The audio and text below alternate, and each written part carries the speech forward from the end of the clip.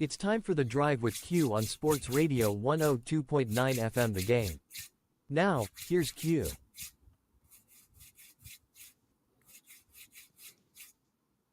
It's you. Did you not hear it? Nope. Oh, okay. Here we go. Football fans, it's Friday. What's it mean? It is time for Rich Quinones. The Drive with Q starts now. Good afternoon, everyone. 4 o'clock straight up on the East Coast. Is it indeed, as the incredible Shrinky Romano just mentioned, because we don't know what the freak's going on with the audio already on this Football Friday edition of The Drive with Q. If I heard the intro, if I heard the music, if I heard you coming in, you would have heard the good afternoon, and alas, it does not matter on this Friday, the 20th of September, 2024. 2 hours to play with. We'll take up to 6 o'clock straight up in the friendly confines of the Sports Radio 102.9 FM studios. And, of course, Coastal Sports Network, powered by Ion TV and brought to you by our very good friends over at Zen Auto Concepts for the love of cars, located in Stuart, Florida, specializing in ceramic coating PPF. Zen Auto Concepts, the leader in high-end detailing and paint protection. Check them out online as well, located in Stuart, Florida, 772-463-8500. Open 6 days a week, and they take a little siesta, a little rest on a Sunday. Check them out online, ZenAutoConcepts.com. Busy show. A lot to dive into today. And don't worry, because I already getting the text messages. What's going on with the Hermano and the behind it? I don't know. I'll deal with him separately, because we're not even 2 minutes into the show, and he has found a way to get on the shit list, which, by the way, opens up a new segment on the show on this Football Friday. It opens up a new segment. Along with a Football Friday, I'm incorporating a What the Frig segment. So that means for the listening audience out there on all the platforms, or if you want to chime in, text in 727-858-6650. You ever have a what the frig moment in your life? Could be anything. It's a what the frig Friday. You can sit there and say, hey, that person had 36 items in front of me in Wawa. And I'm thinking to myself, what the frig? I don't care. So right now, to start it off, my what the frig moment already is the fact that I didn't hear AI generated intro. What the hell's going on? Listen, what do you want me to tell you? That if hey, wait, hold on. For What the Freak Friday, if someone would have told me there was somebody else coming up earlier, that's why I said. Well, hold on a second. So is that pilot error? Because that's the second time I've had pilot error, because I should be on the road doing a broadcast, but instead, because of unforeseen circumstances, it's another What the Freak Friday. So times 2. So are you saying because of this software, the fact that I did not tell you we have our guy Lloyd coming on, which we should know routinely is going to be on Fridays at 4:20, that screws up what's going on behind the scenes? That's all I want to know, because I'll take the bullet. If you want me to do something Nick Sirianni doesn't do, I will be held accountable. Sure, because you should have heard it. But again, that's all right. Listen, it happens. I get it. So what the frig Friday. By the way, it's always good to see you, brother. We've got a boatload of stuff going on in the world of sports. 76ers paid Joel Embiid. We got week 3 of the NFL. Aaron Rodgers turning back the clock on Thursday night against a piss poor Patriot team. But how about this? How about my guy, Shohei Ohtani? And if you don't follow baseball, you guys are missing out. And we posted this on the Coastal Sports Network X account at CSN Florida. I think Ohtani is the game's greatest all-around player over the last 50 years. He's not even generational. It's just absurd. And the irony is, and I kind of tweaked our guy Steve Gardner, because we were talking about making a case for Francisco Lindor, NL MVP. And then what does Ohtani just happen to do last night? I mean, I can't even describe this guy anymore. It's ridiculous. Let me just go up to the plate, and any other night, right? You whack a home run here or there. No one's really thinking anything of it. But what does he do? He homers not once, not twice, 3 times. He drives in 10. Mind you, poor Miami, the Marlins, they still don't know what the hell's going on down there in South Beach. They lost 20-4 last night to the Dodgers. He also becomes the first 50-50 player. The Dodgers clinched the playoff spot, 50 home runs, 50 stolen bases. He's run every year you can make the case for Shohei Ohtani as NL MVP. And I love the fact that the Marlins manager came out and basically said, F that, we're not walking him. He deserves our respect. We're going to go at him. But you already know what's going to happen every time you go at this guy. He's going to drill it over the park. I mean, and I understand he's DHing. I understand he's not pitching this year. We talked a little bit about this months ago. Is he going to be that $200-300 million? I mean, it's just, he's worth the price of admission and then some. There's really no other way I can describe what I see when I watch Ohtani. And the fact that if you look, still West Coast, right? Because with Angels and now the Dodgers, I'll stay up and I'll watch because I want to see these at bats. I want to see him pitch. It's remarkable that you have this type of athlete and specimen that is doing. Baseball players should not be able to crack 50 home runs and steal 50 bases. They should not be able to do that. They shouldn't be able to bat 320, 300, 290, right? And then drive in a $130, 50 bases stolen, have 20 something odd triples, 50 something home runs. I mean, it's absurd. It's absurd. The last 4 years, 46 home runs, 34 home runs, 44 home runs, 51 home runs. He's already got over 220 in his career. I mean, imagine when it's all said and done, he cracks 450, 500 home runs and he wins 100 baseball games. Is he going to go down as the greatest player of all time? I mean, think about that for a moment. He can potentially go down as the greatest baseball player of all time. Not only what he does with the bat, but what he's doing with his arm and pitching. And I know he's not doing it this year, but man, I'll tell you, I had to give loads of a bouquet of flowers to Ohtani to start the show on a Football Friday edition of The Drive / What the Frig. But have you been watching Ohtani over the last several years, and have you watched what he's been able to do this year? It's incredible. It's for the money. I will say this much probably and we've made the arguments, how much do you pay someone? But because he's doing it on a semi-discount, meaning he's waiting on the back end to finally get paid. It's incredible what one person has been able to do. And it obviously we don't speak his language, but from what it seems like, he's very humble. But to do what he has done, even though he hasn't pitched, which we're going to see of next year, which also kind of brings up a point too, Q, is that let's just say the Dodgers say, you know what? Maybe we don't want him to pitch. Maybe he could just be our permanent DH. Would that be so bad? And maybe, I don't know, put him in another field position, or if not, just leave him as a designated DH? Well, I mean, are you saying, does it take away from how we potentially view him? Look, he's going to pitch. I mean, he's going to pitch. I mean, listen, right now he's pitched 5 years. Okay. Mm-hmm. And the past 2 years prior to coming over to the Dodgers, 15 wins, 10 wins. Obviously the arm issues, it happens. He's got 38 career wins. Imagine if this guy somehow gets to 100 career wins. Now, again, he's 28. So just do the math. He pitches until he's 36. So that's 8 more seasons.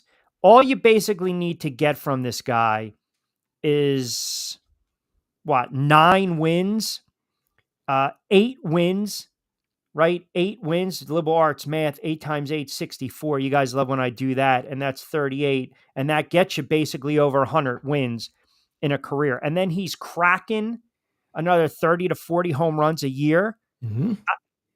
He will go.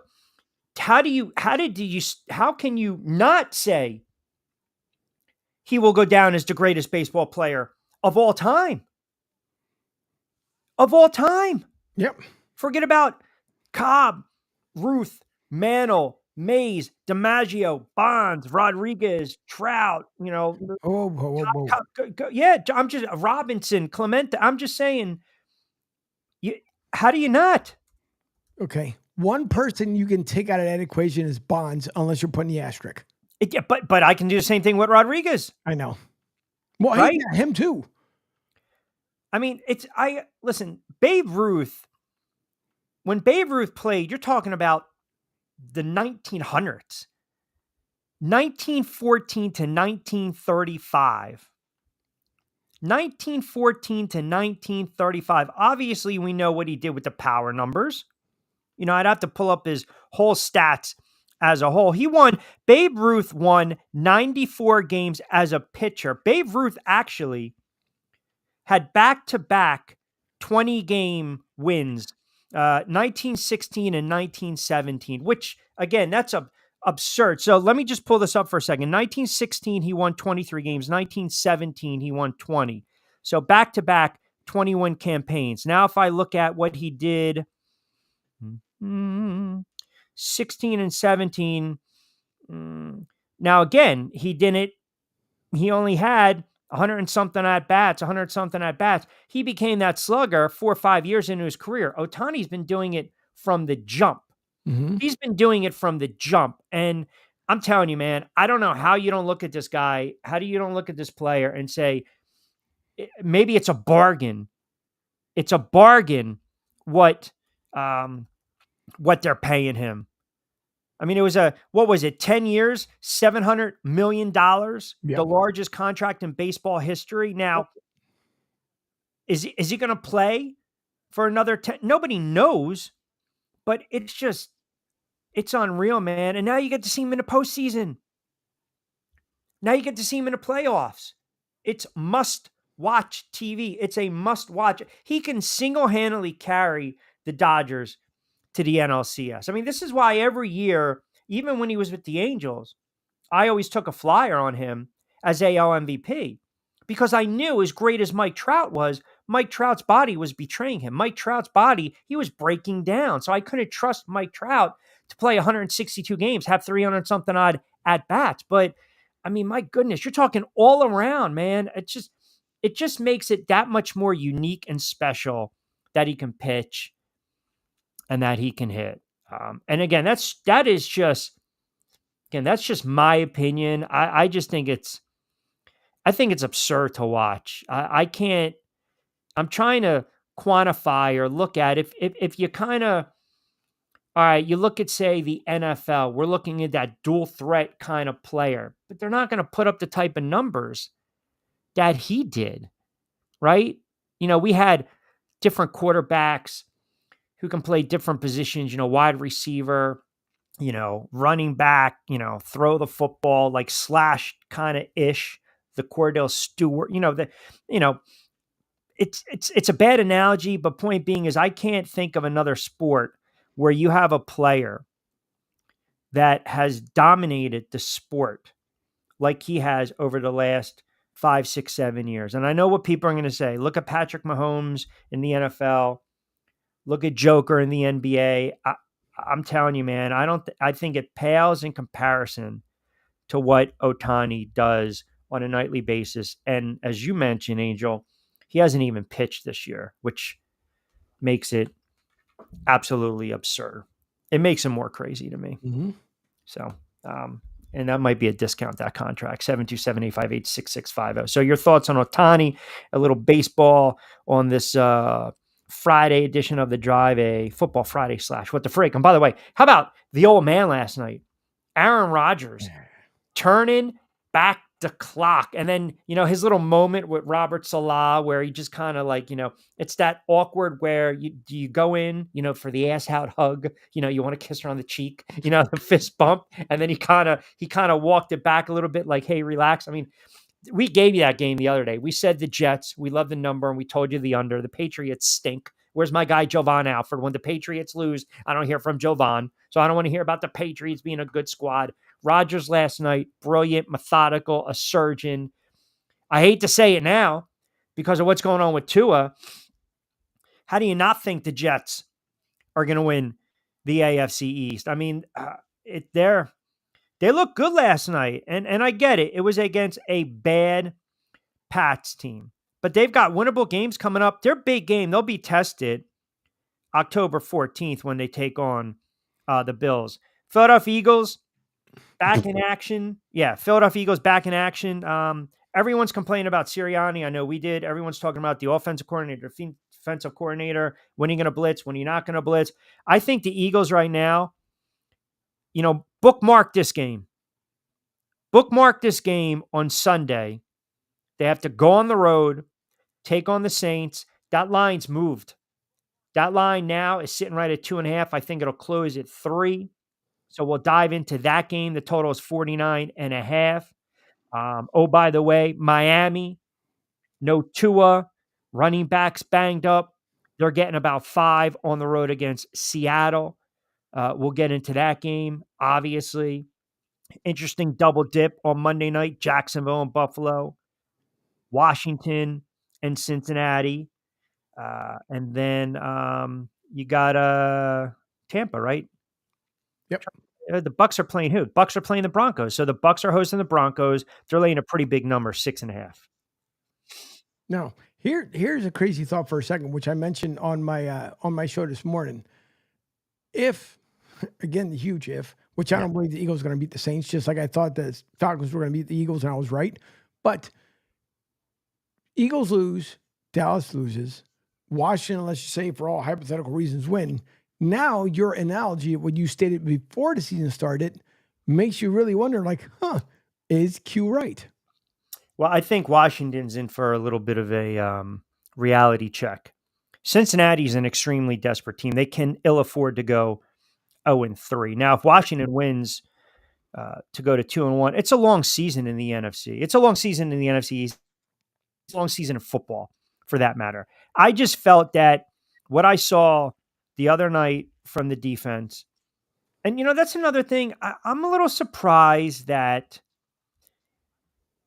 every team, when we talk about defensive coordinators in the NFL, there are certain teams that have coordinators that are extremely aggressive. You can actually say overly aggressive. There's some coordinators that, when they're going up against a rookie quarterback, you're pretty much going to take them over the rookie quarterback, right? Todd Bowles, perfect example. We can agree. Makes rookies look like rookies, right? Belichick makes rookies look like rookies. Fangio, what I think is very interesting about Fangio is we're basically getting on him because we want them to blitz more. And it doesn't always work like that. Like, there's a difference between blitzing and then blitzing out of necessity and then just taking shots that, again, you really shouldn't be doing. Now, just to give you, by the way, speaking of that defense, C.J. Gardner-Johnson, questionable. Okay. A.J. Brown out again. So now offensively, you got to have some players step up for the Philadelphia Eagles. But going back to the Fangio point for a second, Angel, they don't have the personnel, to send certain blitz schemes, right? Because if your pass rush, if your ends, your tackles, your linebackers are not getting to the quarterback, all of a sudden that secondary is naked. That's why a lot of times last year, you would see this jailbreak blitz. They did against Seattle when Drew Lock beat them late. You got to rely on your secondary, your corner guys, and they were getting beat like a drum last year. So that's where I think this matchup could potentially pose nightmares for the Philadelphia Eagles defense. If they do not get to Carr, if they cannot keep Alvin Kamara in check, they're going to get blown out. Listen, New Orleans is not going to consistently score 45 points. They can't maintain that pace. They just can't. Even the 99 Rams came back down to life. The 98 Broncos came back down to life. You cannot put up that type of offense. You're not going to be able to put those points up. You're just not. I mean, Dallas is a fraud and the Panthers stink. If I come on the air on Monday and the Philadelphia Eagles lose 45-20, I'll be shocked. But I think they're going to have to score 30 plus to win this game. And here's the other thing, man. It's like a fight. If I'm going in there, if I got a certain style, and if my style is more conducive to say, I don't know, like, compact like a Puerto Rican fighter, like a Cotto going to body, or Mexican fighters where I'm going to consistently come to the body in a phone booth. and that's where I want to have you. You have to basically combat that. And that might not be in your best interest because I might be able to break you down within a couple rounds. I say it to say this.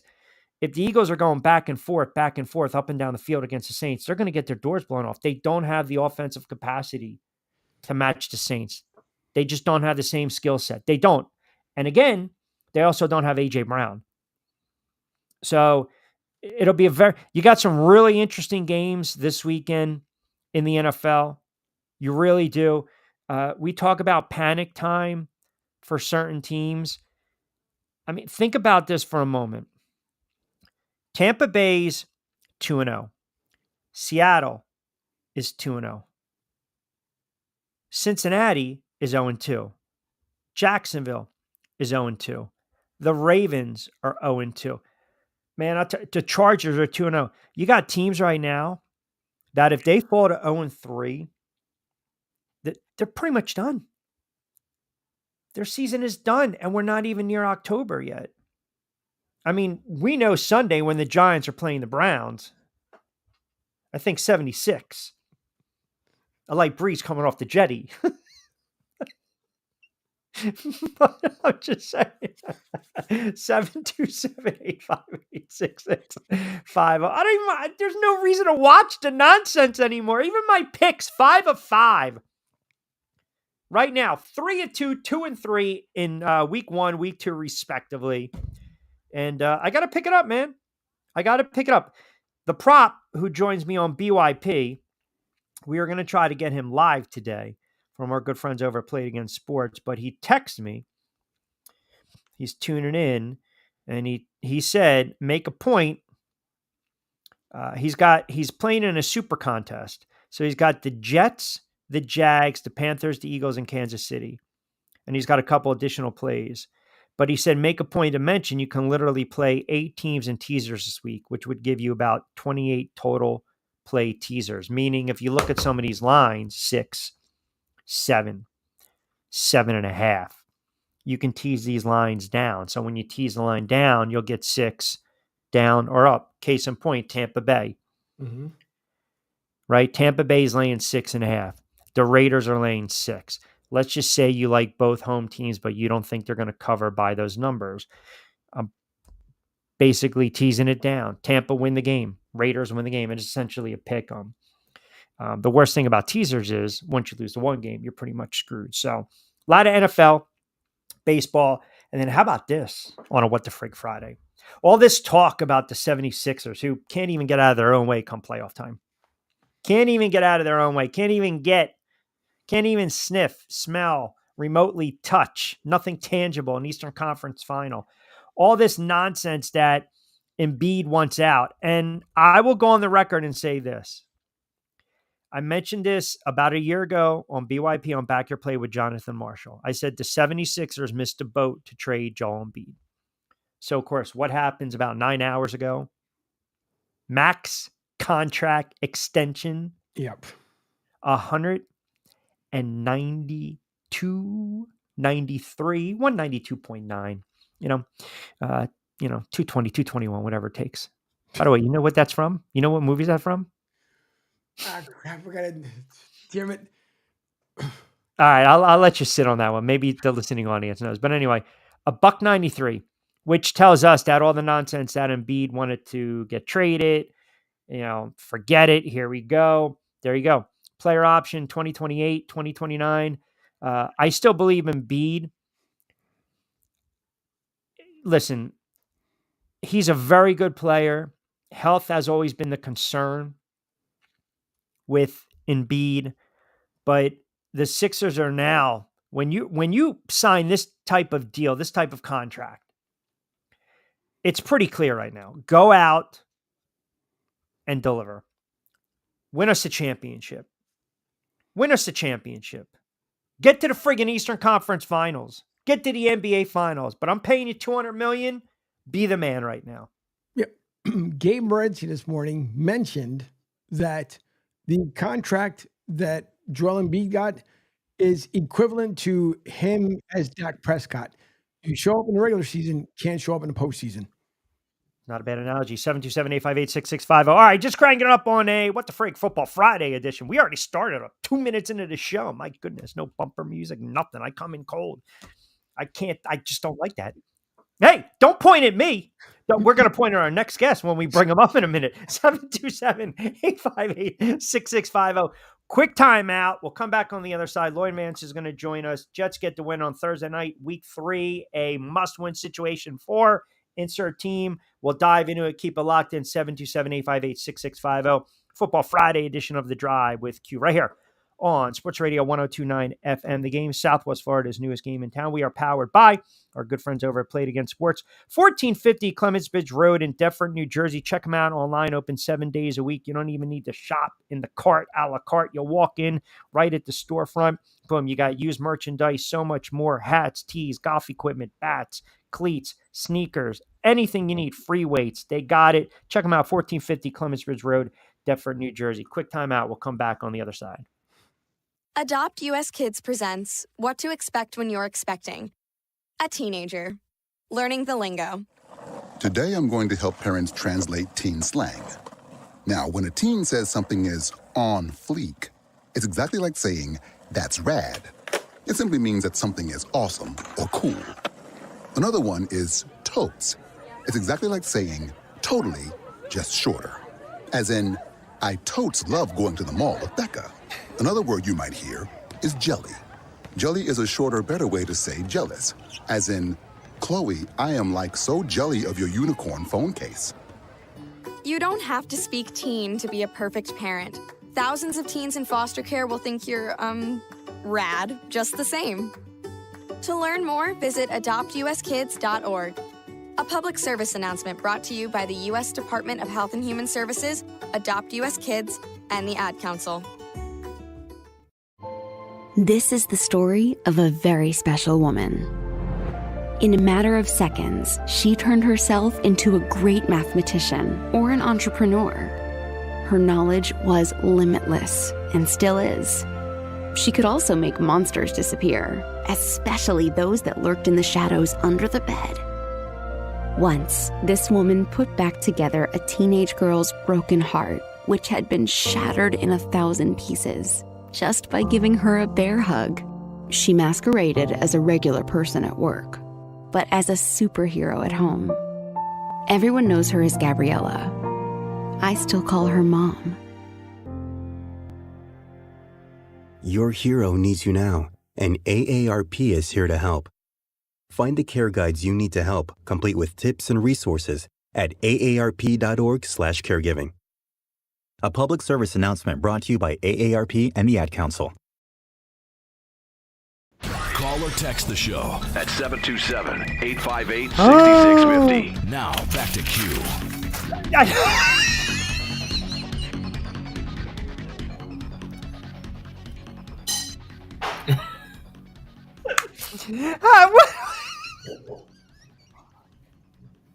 What in the world? What the frig? Not only did we come dry again, hold on, Lloyd, was that you crumbling up paper? No, that wasn't me. I was moving something. What are you talking about dry? I heard it on my end. Thank you I very don't much. hear anything. This is utterly ridiculous. Why am I not hearing anything? I don't know. Maybe. How about you refresh and we'll try it again? How about that? You know what? First of all, you lock it up when you tell me to do.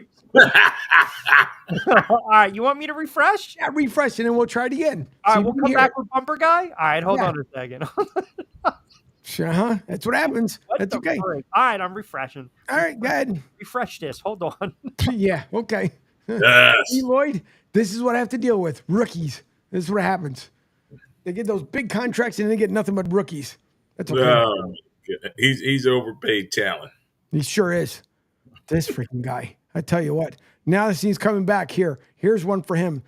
Ta-da! Now it's taking him forever to come back. Call or text the show at 727. What's in that cup? Go ahead. Let me hear it. Let me hear back it. to Sound Q. it. It's playing. Honestly, I hear nothing. Oh my God. I kid you not. Lloyd, do you hear the bumper? I do not hear. No. See? You know Okay. what? I'm getting some text messages. People are saying Angel's a little chippy right now today. Because listen, I said, Yes. did I not mention when we went on air, once I hit live and you said, oh, I forgot somebody. And Yeah. I said, if I have to refresh, things are probably going to get squirrely. Did I not? I mean, it's beyond squirrely right now. It's utterly this, you know what? It's almost embarrassing right now. It's like the first time we're doing it. All right. Yeah. Listen. All Yeah. right. Yeah. Now, let me ask you a question. Hold on a second. Now, will this affect anything else? Of course not, because everybody else will be able to hear it. Is everyone seeing this? Yeah, of course they are. Because I heard. Oh, great.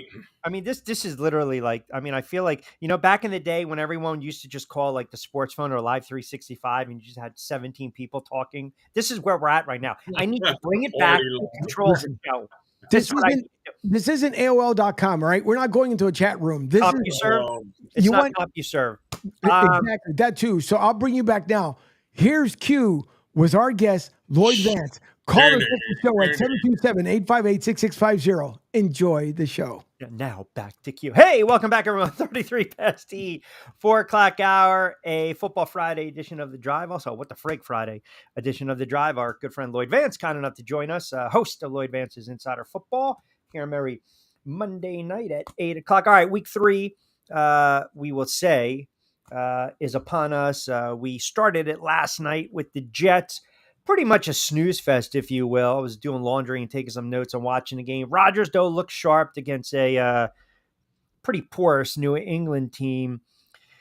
I mean, look, now you almost think handicap and wise, do you like the Jets now to come out and win the AFC East?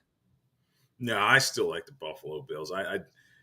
They're still an incomplete team, and there were situations where Rodgers was having problems getting the ball to his wide receivers. We'll see. I'm not sure about Alan Lazard as one of the main keys to that offensive core, but I do like the way that they're running the football with Allen and Breece Hall, and that defense, Q, does have some teeth. But as you said, it is the New England Patriots, and Brissett threw for only 98 yards for the whole game. Yeah. When you look at this weekend, we talk about some of these 0-2 teams. Who in your estimation is really the desperate team? And I'm not talking about a bad team like Carolina or the Giants, but if you kind of go across the board and you start to look at Baltimore, you look at Cincinnati, kind of shocking that these teams are 0-2. Who would you say to yourself, all right, you got to have a win right now in week 3? Yeah, and you're right, Q. 0-2, only 11% chance since 1990 making the playoffs from that 0-2 spot. And I'd start with Jacksonville. Jacksonville is a team there were high expectations for. Trevor Lawrence got all that money. They put a lot into defense with Hines Allen and some of the other guys there. And then they just have not played very well. Baltimore, that's a huge game for them playing against Dallas. They need to get out of this 0-2 hole. They have, obviously, Lamar Jackson, the only MVP that started 0-2 since, 2002. I put them there. And then the Bengals, we'll throw them in there, Q, because third straight year they started 0-2, but it's desperation time for them. They got to get a win, get on track. We picked them to kind of win the AFC North, but you talk about how bad they played to this point, particularly week 1. You're like, how do you lose to the Patriots after seeing the way they played last night? So that they have a lot of work to do, and this is a key week for them. And the last one I'll throw in is the NFC team, the Rams. Rams had high expectations for them. I know they're doing a lot of injuries on their offensive line and the receiving core, but they need a win desperately, and they're facing a tough San Francisco team. San Francisco comes in banged up, as we know. You mentioned, a team like Cincinnati. They're almost like an enigma. I think you might have brought it up that you felt they were poised to kind of take a step back. Now, I look at the game on Monday night. I think Washington comes back down to reality. I think this is the game where Cincinnati gets right. Again, though, I mean, it's very early in the season. They are laying 7.5. You got Jacksonville on the road for that first double dip on Monday Night Football. That's a team that's 0-2, and they're starting to hear some chatter down there that, okay, a little buyer's remorse. Trevor Lawrence, what's going on with Doug Peterson? Ingram's banged up as well. They put up 17 and 13 respectively in their first 2 games from an offensive standpoint. What the hell's going on with Jacksonville?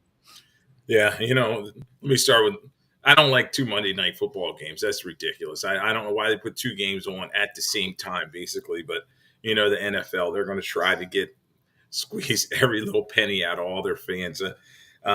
Jacksonville, this is a huge situation for them, and you know Buffalo's coming and they're playing with house money. Basically, they have a nice 2-0 start. Uh, Josh Allen playing very well, MVP type level. They have Cook running the football. Defensively, Oliver and even they're getting a little bit out of Von Miller. They're getting after people. So yeah, this is a huge game for Jacksonville. They got to establish a run with ATN. ATN's had a bad fumble at the goal line, and then you have Trevor Lawrence. He really hasn't been getting the football out of his hands, particularly to Christian Kirk, who has less than 100 yards receiving combined in 2 games. And Ingram, you wonder if he's going to be able to play. Their offensive line is a little leaky. So this is a tough matchup for them. Right now, I would be leaning towards the Bills in this one, but Dougie P's got to find a way to get a win here. Sunday slate, I was monitoring the line with Green Bay, and right now Jordan Love's listed as questionable. Second straight week that he's listed as questionable on the injury report. A lot of people are saying, all right, is he going to get downgraded? Think about it. Don't expect the same Saturday downgrade to doubtful as last week's. I hate to say, all right, do you let the kid sit, right? Spraining that MCL in his left knee. You invested a lot of money into him. It was unfortunate he got banged up in the opener. They come back. They still beat the Colts. But again, Colts have their own issues. You go with Willis. He was efficient. You got a very beatable Tennessee team because their quarterback's a goofball. Then you got the Vikings. Maybe you bring them up for the Vikings, Rams, and Cardinals because those are going to be some stiff tests. So where are you at right now with Green Bay? And if Love doesn't go, do you still like him in this spot against the Titans? Yeah, Love's been practicing on his side. That's what people I've talked to that have been in practice. They said, look, he's at practice. He's suited up. But I don't know if he's out there actually running the first team offense. So I would expect that Malik Willis is going to play in this game. Revenge situation for him. Obviously, he was traded late in training camp from the Tennessee Titans. They kind of gave up on him for a conditional 7th-round pick. So he's going to want to get his opportunities. The thing is, with the Packers, I think, Jacobs is running the ball effectively. They have so many receivers that he can spread the football around to.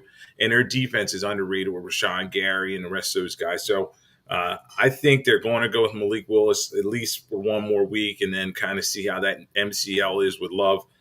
And then we talk about Tennessee Titans. Just a disconnect there between Callahan, their head coach, and Levis, their quarterback.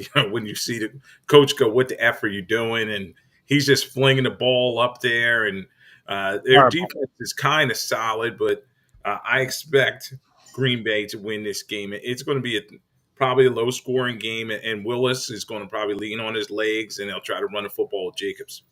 You have a couple of teams, again, they're still trying to figure out what the hell's going on. Miami on the road against Seattle. Seattle surprising 2-0. Now, you see what they think of Tua, banged up with the running backs as well. Seattle is laying 4.5 at home. Total is 41.5.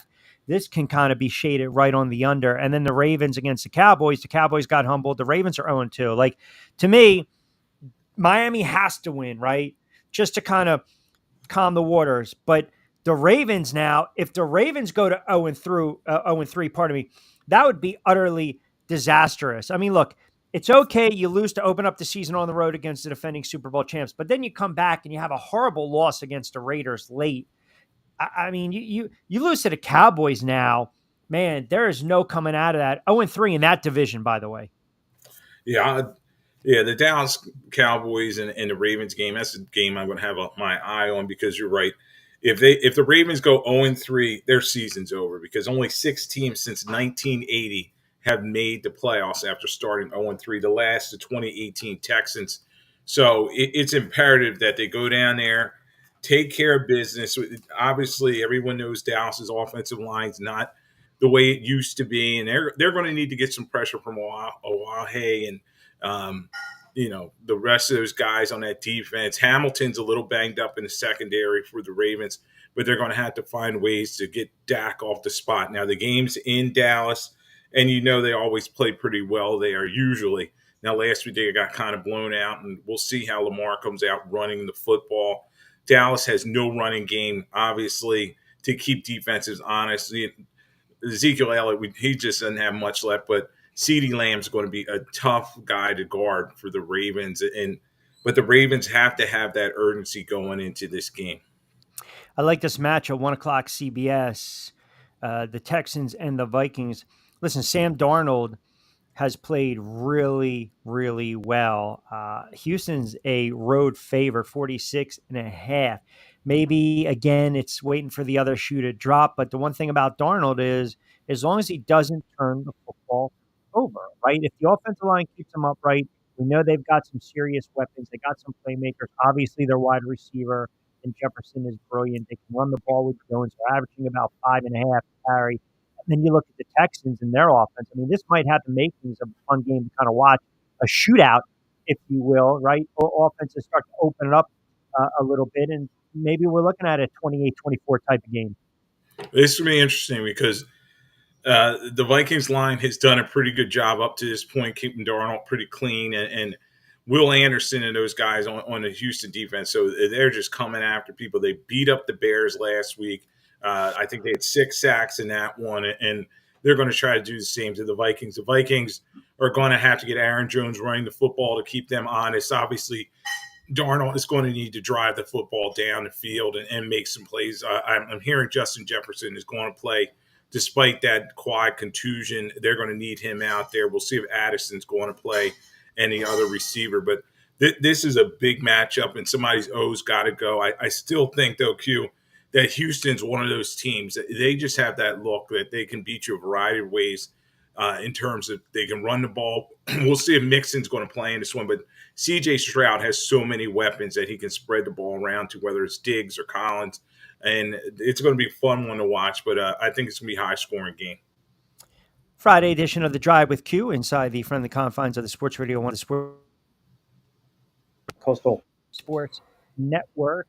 Don't forget, we're also powered by Ion TV for all your late breaking news, weather, and traffic alerts. Check them out online as well. You guys can text in, you can comment, a like if you want. So Lloyd's going to join us for a couple more minutes. Host of Lloyd Vance's Insider Football. All right, let's get to the Eagles. I think a lot of listening on in want to know what's going on with the Philadelphia Eagles. That's a really brutal loss. Monday Night Football, Atlanta, Kirk Cousins, late. Here we go, making some moves. And I know that A.J. Brown's not going to play. I know Gardner Johnson is banged up as well. I just think if the Eagles try to make this a track meet, if they try to match New Orleans point for point, they're going to get their doors blown off if they don't get any pressure against Carr. And I wanted to actually talk to you a little bit about that. Their pass rush has been non-existent, and we talked a little bit about this earlier in the week. Vic Fangio, the defensive scheme, right? Sometimes you don't have the personnel, and sometimes you just can't blitz if you don't have the personnel, right? And I'm just wondering right now, defensively, do the Eagles have enough to contain the Saints offense that is not going to score 45 points every Sunday? Well, Q, there's 2 big problems with this Eagles defense. Number one, they cannot stop the run. They've allowed a 100-yard rusher in 11 straight games, and you saw last week how they were just bludgeoned by the Falcons. Bijan Robinson was able to run for about 7 yards per carry. So Clint Kubiak's done a great job with the Saints remaking that offense. They're going to try to get Alvin Kamara going first. Last week, had a huge game against Dallas with 4 touchdowns, and they're going to try to do the same thing. The Eagles' defensive line, they've got to find, whether it's Huff or Sweat, one of these guys has got to break through there.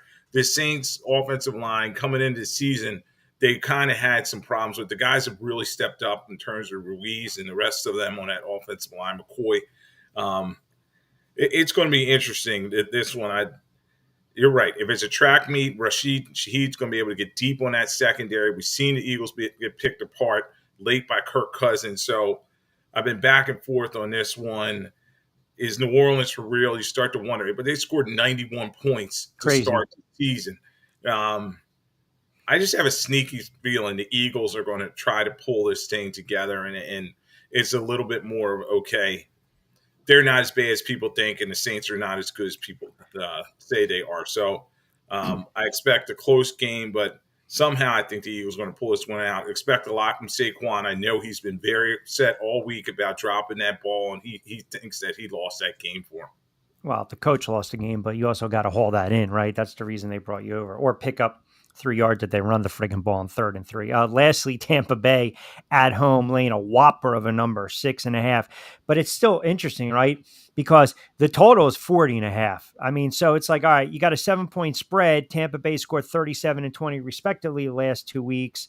I don't know if their tackle is going to be available. So again, that's something to keep an eye out for. But Baker Mayfield, along with Darnold, pretty much the story of the season thus far, right? They're keeping him upright.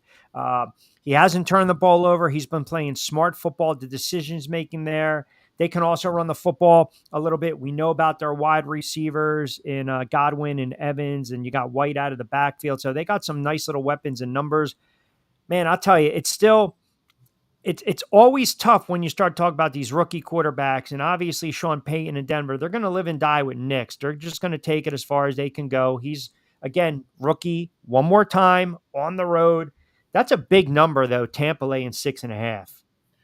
It is. I expect Tampa to win this game, but, by a touchdown, that may be a lot to ask for because Vita Vea and Antoine Winfield Jr. are both kind of banged up on their defense.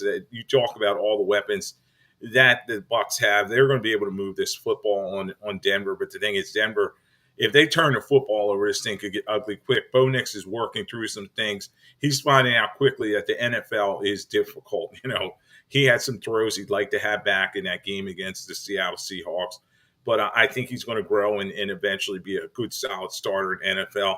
But it's Baker Mayfield time, man. He right now, I think he leads the NFL in touchdown passes and yards. He's up there in all the categories. So he's playing at a high level. I do expect Tampa Bay to win this one, but I would probably say take that 6.5 and give it to Denver. I don't want to spend too much time, but lastly, I do want to get your thoughts on the Giants. They're laying 6. They're getting 6.5 on the road against Cleveland. They're 0-2. I'm hearing that there's some, I guess you can say, rumblings and grumblings within that locker room regarding the head coach. Now, yes, and I will say this. If we're 2, 3, 4 weeks in and already, he's losing the locker room, and you got Jalen Hyatt that's not happy about the reps.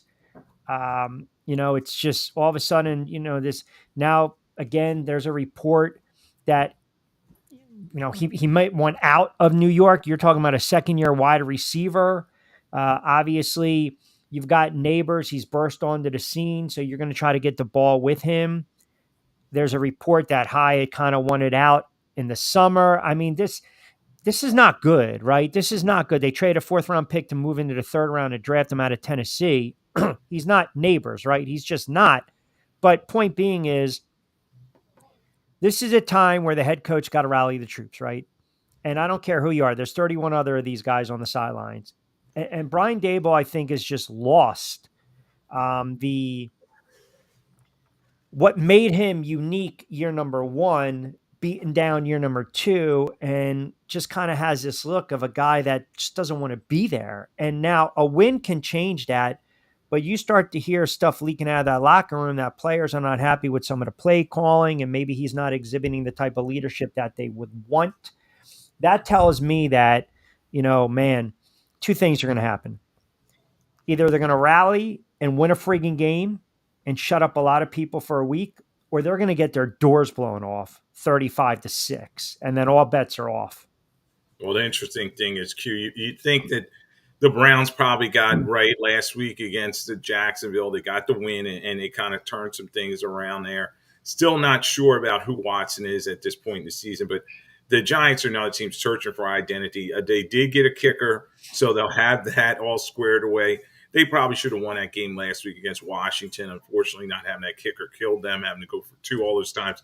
But I have heard similar rumblings in terms of, is there's contention within the locker room. And Daboll's got to right the ship. This is his team.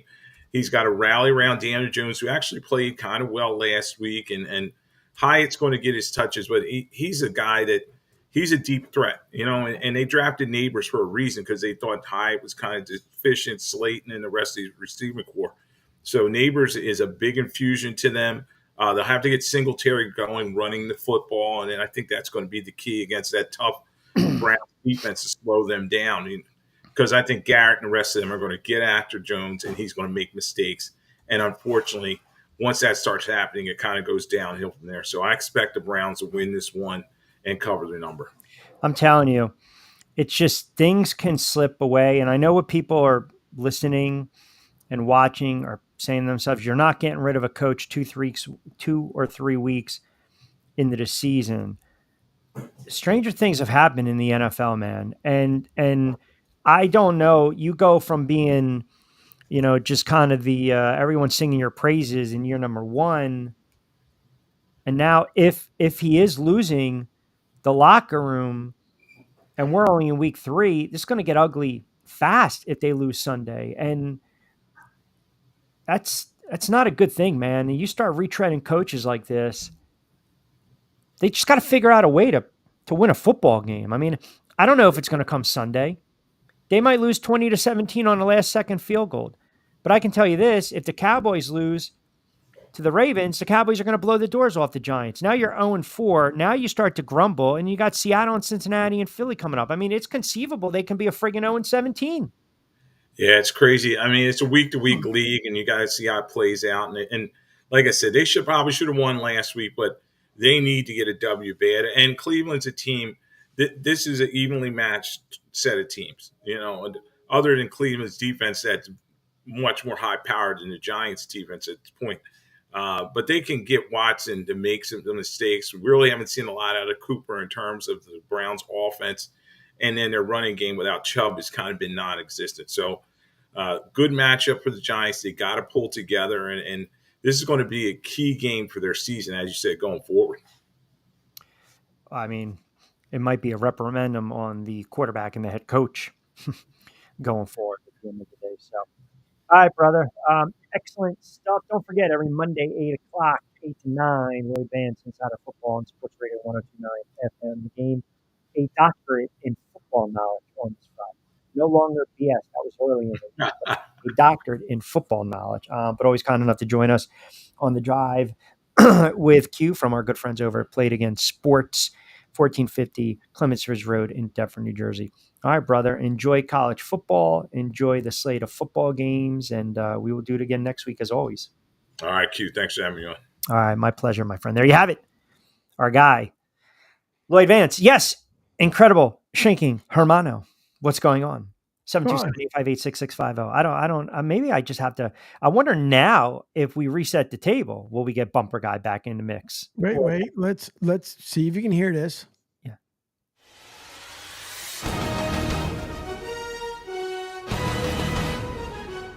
Vaguely. It sounds like static, like the squigglies. Well, I refreshed on my end. Yeah. I mean, I don't know what else.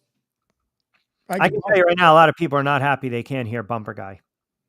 It's Jody in Summers Point on Facebook right now. Where's Bumper Guy on this Friday? Kevin, North Jersey. It's certainly a what the frig Friday, Q. I mean, I don't listen. I'm speaking for the masses, man. Okay. Well, I mean, I refreshed on my end. I told you that if the way that things would end up working, because someone wasn't told about the other person coming on. So once I hit the live, I would have to end, restart. You still don't know the movie that I threw the line out to you, do you? No, because I freaking draw it. A major blank. 221, 220, whatever it takes. It was good meeting you, Jeff. Jack, Mr. Mom, Michael Keaton. Oh, damn it. 727-858-6650. All right. Quick timeout. I know we're fast approaching 5 o'clock. We got 60 to play with. We're going to see if we can track down our guy, Brandon Jacobs, if he's not running around on a Friday. But a lot of football, some baseball. We'll get into some NBA. Got some texts coming in. Definitely have some comments coming in as well. NFL, your pick of the litter Gang, who's the more desperate team this weekend? Give me some of your plays, your best plays, some player props as well. We'll give you Q's picks at 5:45. Who knows if we'll have music or not. And then we'll take it up to 6 o'clock. So fast approaching the 5 o'clock hour on a What the Frig Friday edition of The Drive right here on Sports Radio 1029 FM The Game, Southwest Florida's newest game in town. Hashtag SW Florida. Hey, gives me a moment to tell you about my good friends over at Zen Auto Concepts. The Drive with Q is brought to you by Zen Auto Concepts. For the love of cars, located in Stuart, Florida, specializing in ceramic coating, PPF, and Zen Auto Concepts is the leader in high-end detailing, paint protection. Voted #1 detailing shop in Florida. Check them out online, ZenAutoConcepts.com. Give them a buzz, 772-463 8500. They are open Monday to Saturday, Monday, Tuesday, Wednesday, Thursday, 8 to 5:30 p.m., Friday, 8 to 5, Saturday, 8 to 12:30. You can also get a quote online if you go to the website and just scroll down to the bottom on the right.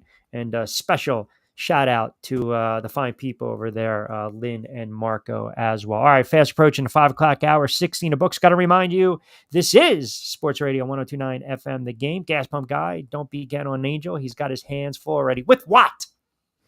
With what? I mean, honestly, he's sitting back there. I mean, I'm surprised. He's flipping the pigeons, probably getting ready to do this on the weekend, going out with his lovely wife, Debbie, over the weekend. I mean, what do you have that's so just pressing right now behind the scenes that we have to know about, where I can't get bumper music in a timely fashion? Don't worry. I only have the game to get ready for tomorrow, USF versus the Miami Hurricanes. But that's all right. No worries. I'll tell you who has it worse than you. Who? P. Diddy. Yeah. I'm not trading places. See, he's on suicide watch? That's what they say. Well, I'm just, all right. All right. Hey, listen, that's what they say. And unfortunately, I don't believe a lot of stuff that's even said anymore because, again, it's in this new society, you can lie now to tell the truth. And if you tell the truth, you're lying. Let me tell you something. He's never. Now, let me ask you a question before we hit 5. Obviously, he's never getting out of jail for the rest of his life. Correct. Okay. Do you think radio stations, anything affiliated with the music, the video, they will just discard that? They will not play it anymore? Yeah. They'll continue to play it. Yeah. Yeah. Well, I played a lot of Michael Jackson's music. Exactly. See? Exactly. That point. But, we are definitely we are definitely creeping down that rabbit hole on this friggin' Friday. But you know who's going to get him out of jail? I mean, I feel as though this is a very loaded, sarcastic comment. Go ahead. Epstein. Because it's so yeah. You believe he's roaming around somewhere? Yeah, I got you. Rather get hit high than hit low. I got you. 5 o'clock hour on a Friday. We'll reset the table. We'll come back on the other side. We'll take you up to 6. Hey, Dad, your prescription will be ready in just a minute. Hey, Dad, your laundry will be ready in just a minute. Dad, your lunch will be ready in just a minute. Hey, honey, why don't you take a minute? When you help care for a loved one, you give them as much time as you can, making sure they're safe and comfortable. But it's just as important that you take some time for yourself. At AARP, we can help with information and useful tips on how you can maintain a healthy life balance, care for your own physical and mental well-being, and manage the challenges of caring for a loved one. Because the better care you take of yourself, the better care you can provide for your loved one. Thanks, Dad. Thank you. You're there for them. We're here for you. Find free care guides to support you and your loved one at aarp.org/caregiving. That's aarp.org/caregiving. A public service announcement brought to you by AARP and the Ad Council.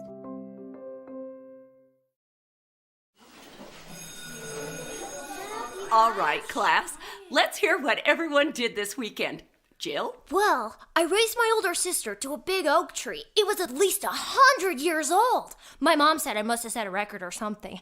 And then we went down by a stream and perched up on this huge rock and saw all these little minnows swimming around way below us. And then I rescued my little brother from an evil slug king who was guarding him at the bush fortress. And my sister and I brought him back to our super twig fort for safety. And then we all laid out and told stories until it got dark. And the Big Dipper led us all the way home. Awesome. Where were you, Jill? Yeah. We went to the forest. It's not that far away. Anyone want to come this weekend? Ask your parents to take you and your friends to the forest this week and find the fun, adventurous you. It's closer than you think. Check out discovertheforest.org. Brought to you by the U.S. Forest Service and the Ad Council. Don't forget to get social with us. Follow Q at Rich Q on Q. I'm And going to now, pretend I heard back to Q. back to Q. All right, 5 o'clock straight up on this Friday edition of The Drive with Q. Rich Quinones here, Angel Martinez. Behind the glass, producing the show. Keeping us on the air as only he can, which is very suspect on this Friday edition. Let me get to some of these Facebook comments as well. And we'll open it up 727-858-6650. Also, our Friday picks from our good friends over at Play It Again Sports. You hear me talk about them all the time. 1450 Clements Bridge Road. I know the kids went back to school. You got high school sports in full gear, so it's pretty easy. You know what you do? You stop by, you swing by, and you check out all their used sports equipment and more. And as I mentioned, they've got the Deffert store, the nuts and bolts at the end of the day. And by the way, high school coaches, if you're looking for uniforms, you can always connect with them, give them a call. And they've got some really good, they put stuff together, very fast return on your investment, 856-579-8250, or visit playitagainsports.com, choose Deffert, and again, use sporting goods and all team sports as well as golf. They're offering wonderful cash and trade-in for your slightly used equipment and items. No appointments necessary. Week 3 of the NFL season is among us. Yes. Go ahead, Angel. Oh, I was just going to say, someone just popped into the green room, but I don't see the video yet. But I did see him pop into the room. But see, it's not the green room. Oh, it's the Q room. It's the Q room. Yeah, I mean, that's what I'm saying. You know, we call it the Q room, and I am wondering. You let me know when our guest makes his. What is that? What was from the movie Bull Durham? When he wanted to make his announce his presence with authority. Nuke LaLoosh. Remember that scene? Yep. Right? You want to what? I want to announce my presence with authority. I'm wondering, Till, I have to get to some of the college football. Now watch, he's going to text me. I know he is. And again, things need to be done in advance. You already knew. Hold on. You knew. No, this one, yes. This one, yes. So I set this one up early because you mentioned it. It's the professor that you didn't mention. Yeah. And that's why it took things squarely road the way it's going today. Yeah. I mean, this is just what we do. And I can tell too, because number 27 has zero patience. So we might have something. We don't know. So that's why, like I said, we thought some things were going to be squirrely. I wonder what the problem is. Why do you think it keeps fading out like that? Because once you get everything in rhythm to where it's supposed to be, it'll start loading up all the codes, everything that you need, so that everything can perform at its capacity. So what if I say, hey, come back out, then come back in? Oh, no, he can try. He can try to do it that way. I can hear the audio as far as moving around, but he can try. I see when he's also trying to turn off the camera, turn it back on. Yeah. So you can try that, or I can try and send him another link and see what happens. But unfortunately, because again, once the show was going that direction. Yeah. So no matter what, pilot error for me, or do I need to refresh? No, because you've already done it. I've done it. You've done it. And again, it's just once you send it live, the only way it would be corrected now would have to be that we would actually end up ending it and restarting. I mean, I'm seeing right here, it says participants. He just sent me a screenshot. You know, and when I see, listen, okay. So what do you, let's do this. What do you suggest we do? Well, two things. Either A, unless he decides to call in and he can do a call in segment. Yeah, we don't want that way. Right. I know it's not going to work. The other thing I can attempt to do is send him a temporary link and see if it works that way. So try that. Okay. See that. I'm going to tell him right now.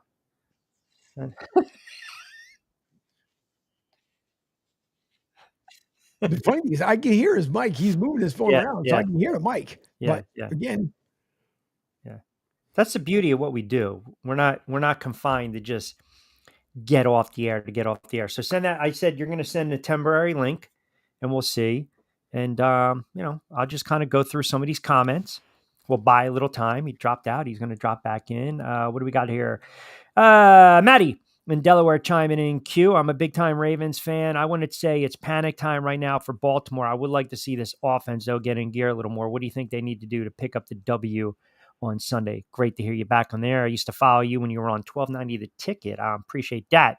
Got to run the ball, not turn the ball over. And listen, you also got to let Lamar Jackson let it rip. You got to let him rip. That's the way I look at it. Get the offense going, run the football, and that's pretty much where I'm at. By the way, and I have no problem starting and restarting. I mean, it's your call. No. Because I just saw that coach open up the email, so he will end up exiting out currently of the video that he's in, and then click on the temporary one I just sent him, and then hopefully he should pop back on. All right. With video, not just a black screen and all right, slight audio. All right. So he just popped out the queue room. Hopefully this one is working. If not, then we would have to basically end it all, restart all over again. And you're basically saying this is all on the account of me dropping the ball. Unfortunately, listen. Then it's pilot error, man. It's pilot error, and I will take the heat for this. I didn't know that it's got to be built in prior to, and that's okay. 727-858-6650. Hold on a second. I see a video. I see a hookah. I see, is he lifting weights? I see something going on. I hear you. We hear you. We see the video, but we're looking at the floor. I'm looking at the floor, man.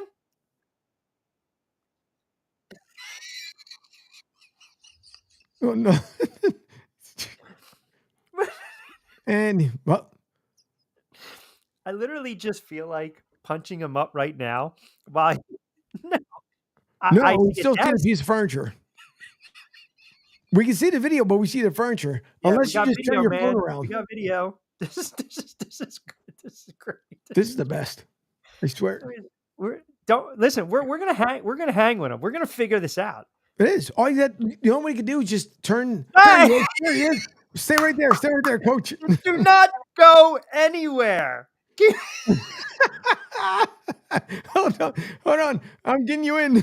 Hold on. Bring in my guy. Hey, listen, man. We're gonna punch you up in a second. Hold on. Let me tell you something. Your patience. You're coming in. There you go. Look, I told you, man. Now he's turning around. He's got the patience of a saint. That's what I said prior to you coming on.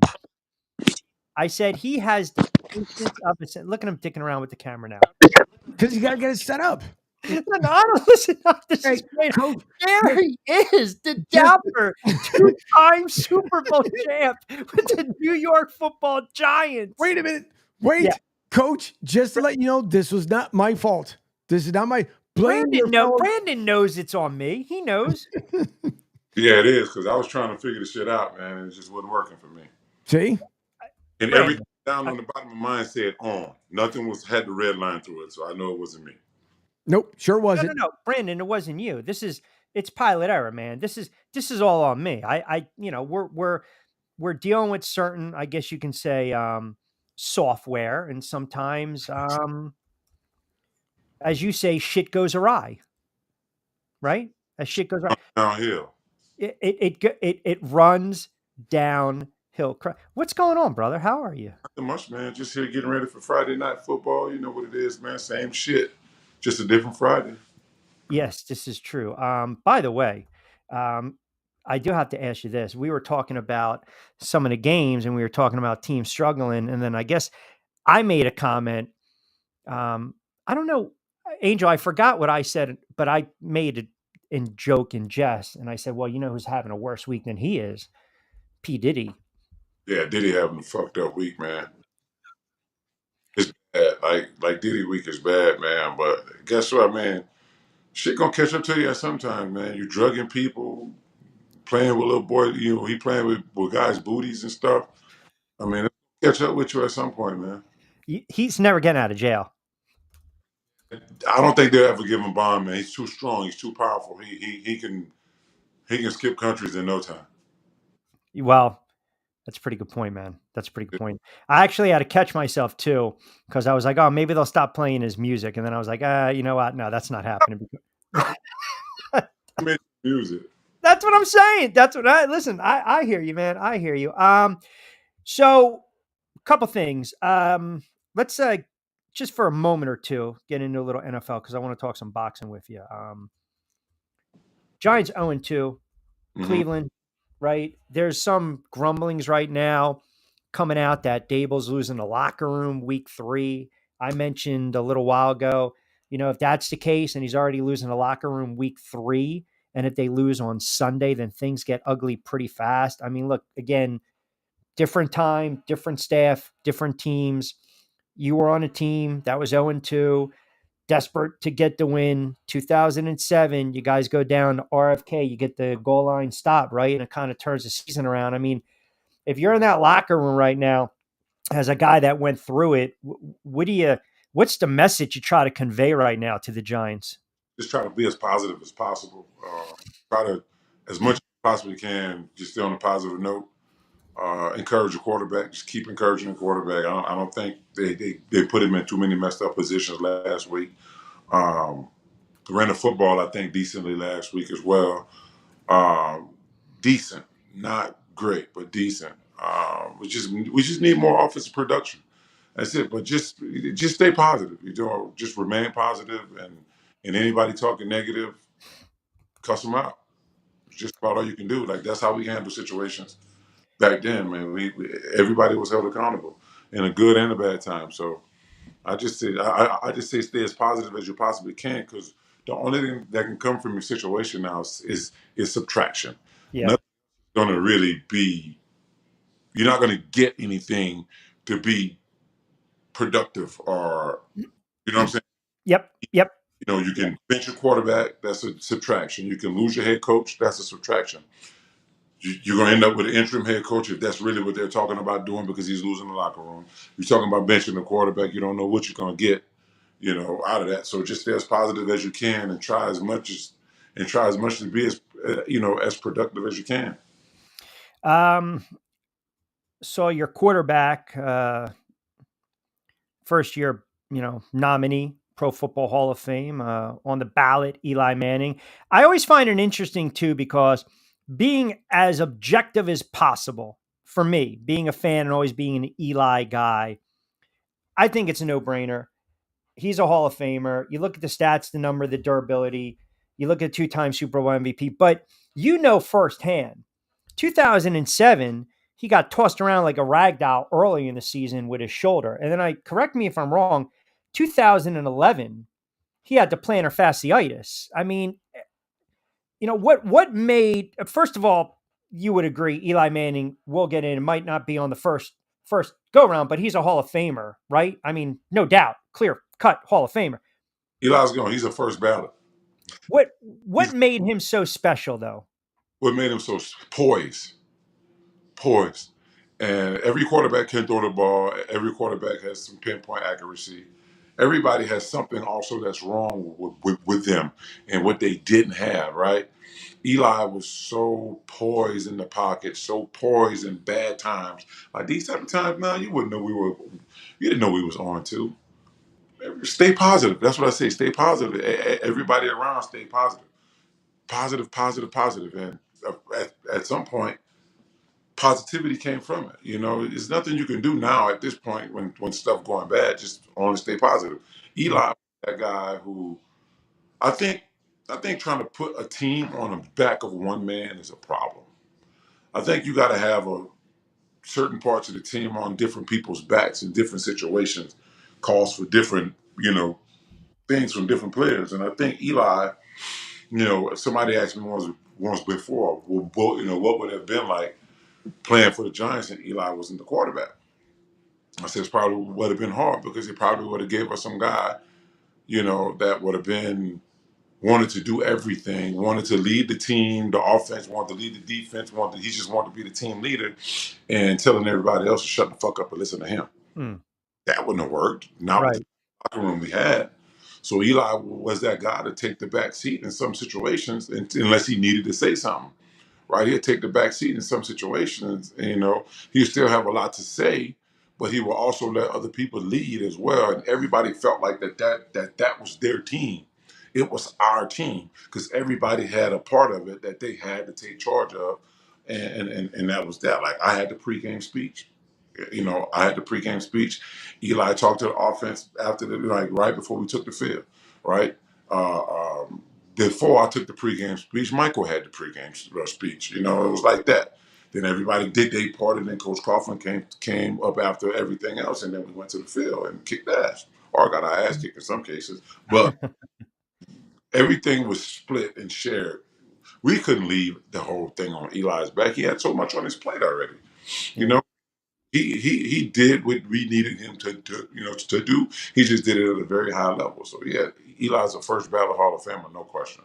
I always feel like you have to dispel the new the notion, right? The perception in 2011 that the defense predominantly led you guys. And I go back and I said, you can really make a case. Eli could have been MVP of the league in 2011. I mean, you guys were road warriors, man. You're going on the road in Pittsburgh and New England, and then didn't even get to the playoffs yet, right? I mean, it's probably the best career, of best season of his career. I mean, and then again, playing injured, right? And never missing a game. Right. So that man, he was super durable. He got hit. Man. He got up off the ground, dusted himself off. We dusted him off, picked him up, protected him as best we can, and he took shots, man. And he's a different type of guy, man. Like I would not have picked if I had the chance to go back and pick a perfect roster to play with. I'm taking my guys. I ain't taking nobody off the team. I'm taking my guys because I know once we do something like we did in 2007, we won the Super Bowl. In 2008, we dominated. We should have won again, right? In 2009, it kind of got a little shaky for us, It kind of got a little shaky for us. In 2010, it was, what it was. The game we don't like to talk about. Yeah, I got it. 2011, man, and we struggled again. 97 that year. Yep. Again, but we got it together at the right time and took the whole thing again. Yeah, I always mention you. I mean, we know what transpired in 2008 after you guys got waxed against Cleveland, right? You won like 8 games in a row. You guys get in, right? And you lose plaques, windy day, Eagles come in, stack the box, here we go. And just, I believe you guys would have repeated that again. That's just me. You guys had, I keep saying this, man. I did a interview with Bryant McFadden. He played for the Steelers at that time. He was asking me about that. I said, dude, I'm gonna just tell you straight up. You would have squashed him. If we had everything in our favor, as far as our guys, not necessarily calls going our way or play. Yeah. We had our guy that made our offense run because of how our defense had to play us. Just like we beat you guys, I'm telling him, I'm Jay, just like we beat you guys in Pittsburgh, we won the Super Bowl. Just like we went to Arizona, flew 4 hours from Newark, we flew to Arizona, and beat them in Arizona, there's no way the Cardinals are coming to fly in Giant Stadium in the winter, Right. January, to play an NFC Championship game against us in a freezing cold and think they're going to win the game. That wasn't going to happen.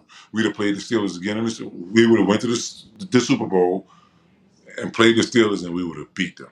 Yeah. And No, I agree. Number 27, two-time Super Bowl champ, and one of the 100 greatest Giants, Brandon Jacobs, kind enough to join us on a Football Friday edition of The Drive with Q. Rich Quinones here, Angel Martinez behind the glass. By the way, it's also a What the Frig Friday.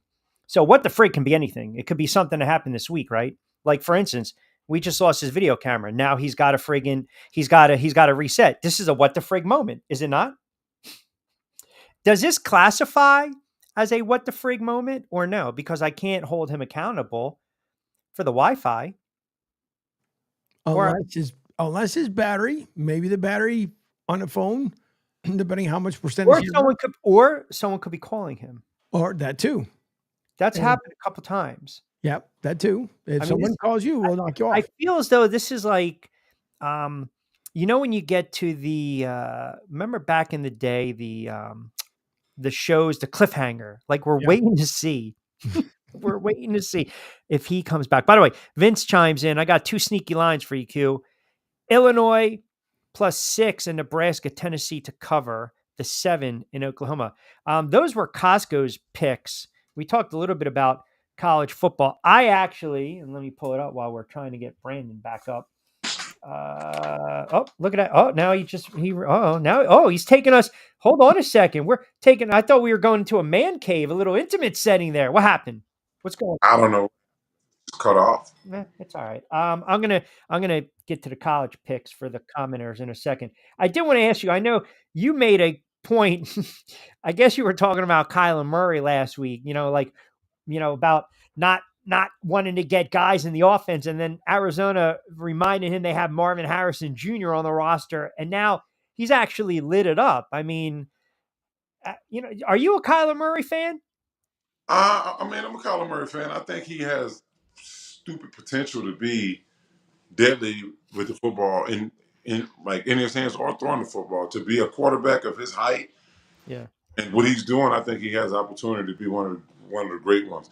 I don't want to take that out of context of what he said, or no, of course not. But that was somewhere around that what he said. It's not his job to get guys to the ball. I think that's absurd to say something like that. It's just weird that you are the quarterback and it is your job to actually get everybody the ball, because you're never supposed to end with the whistle. Never supposed to kill the play with the ball in your hand. So it's actually your job to get every freaking body the ball. So yeah, that's really how that's supposed to go. But I thought that was strange. Now, last game that came out, they had a great game, really productive offensively. I don't know, man. See, what it's being so early in the season, you kind of never know what's going to happen with a lot of these 8, 9. I know, obviously, you look at some of the running backs in the NFL, and I saw this. I love your tweet. It was probably about a week ago. Le'Veon Bell. You and I talked about him on the pod too. Here's a back that decided to sit out, and it pretty much derailed his career. I mean, think about that, right? You look at a situation now, Hassan Reddick losing game checks with the Jets. As a player, when do you say to yourself, all right, it's making too much of a dent in my wallet, man. I just got to cave in. Like if you were to advise Hassan Reddick right now, what would you tell him? Actually, coming from player to player, I can't really tell him anything because it's his situation. Fair point.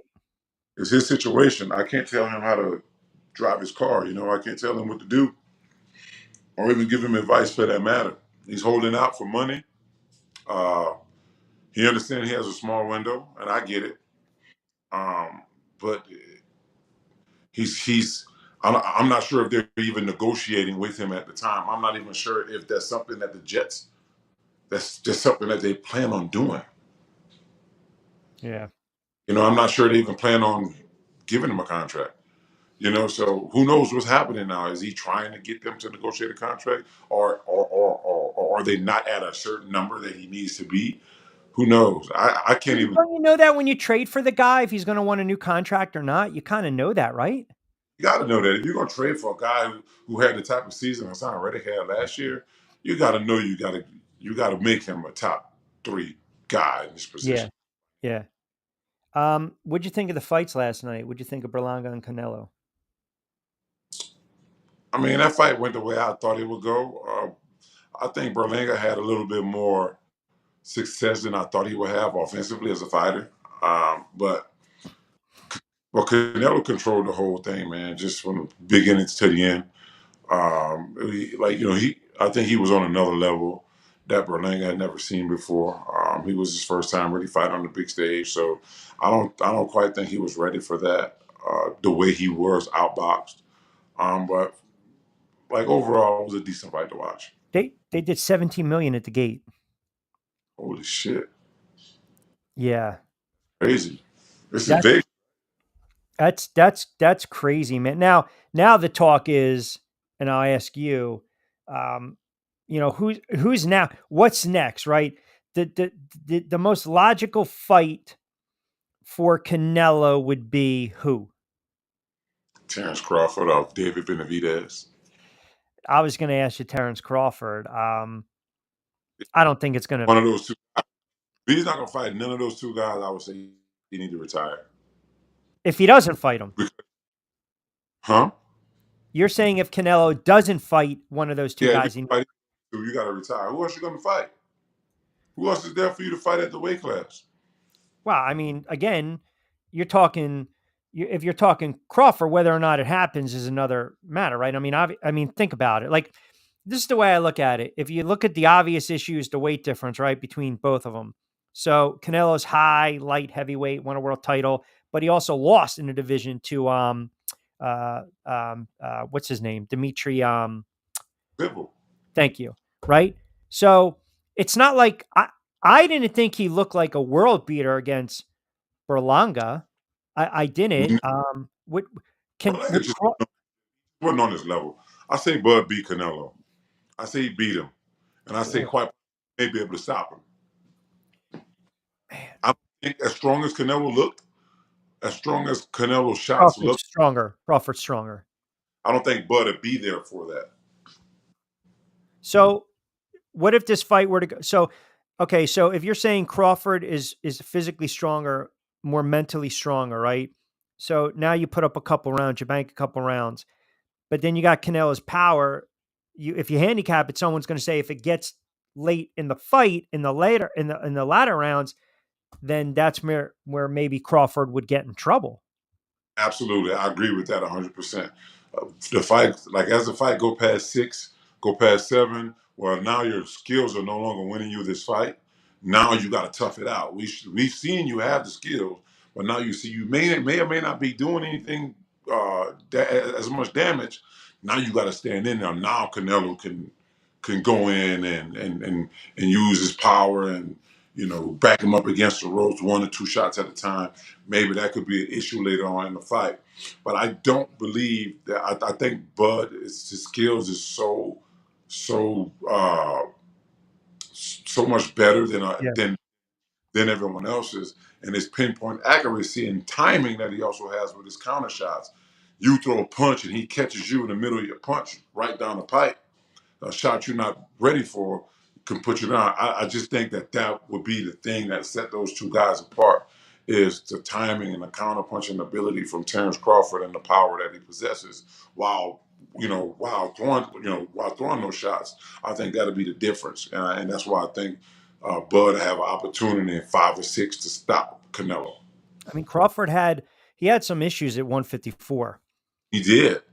Right? Because his opponent kind of remind you of Lomachenko. Now, Roy Jones Jr., I don't know if you saw this be mentioned, that Canelo's pretty much got to prove himself against Crawford at 168.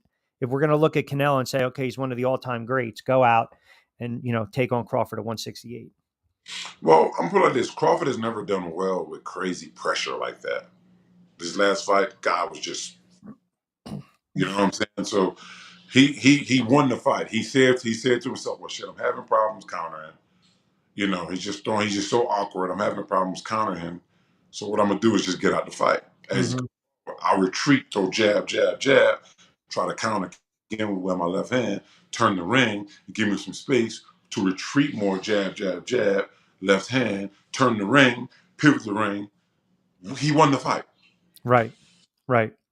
Do do you believe that the criticism, right, that we have with some of these fighters, like Tank basically said, the criticism towards guys like Haney and Shakur, um, it's just too much, right? Because they're kind of like the proteges, if you will, right? Everyone's trying to build them as the next great. Here we go. I mean, does the criticism come more from the noise of social media, or as a boxing purist like yourself and a guy that's been around the sport, do you look at it and say, well, there's criticism because these guys don't have a fan friendly type of style and they're also not fighting who they should be fighting?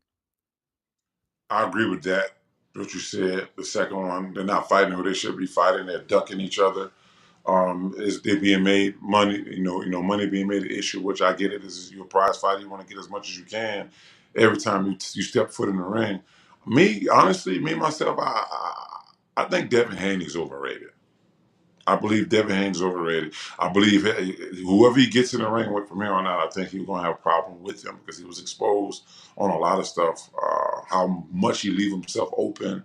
I think the Lomachenko fight should have been a draw. I don't think they should have gave him that fight. But politically, he's a younger guy and could have made more money with Top Rank, right? He could have made more money with Bob Arum and all those other guys. But they had no idea he didn't plan on signing his contract.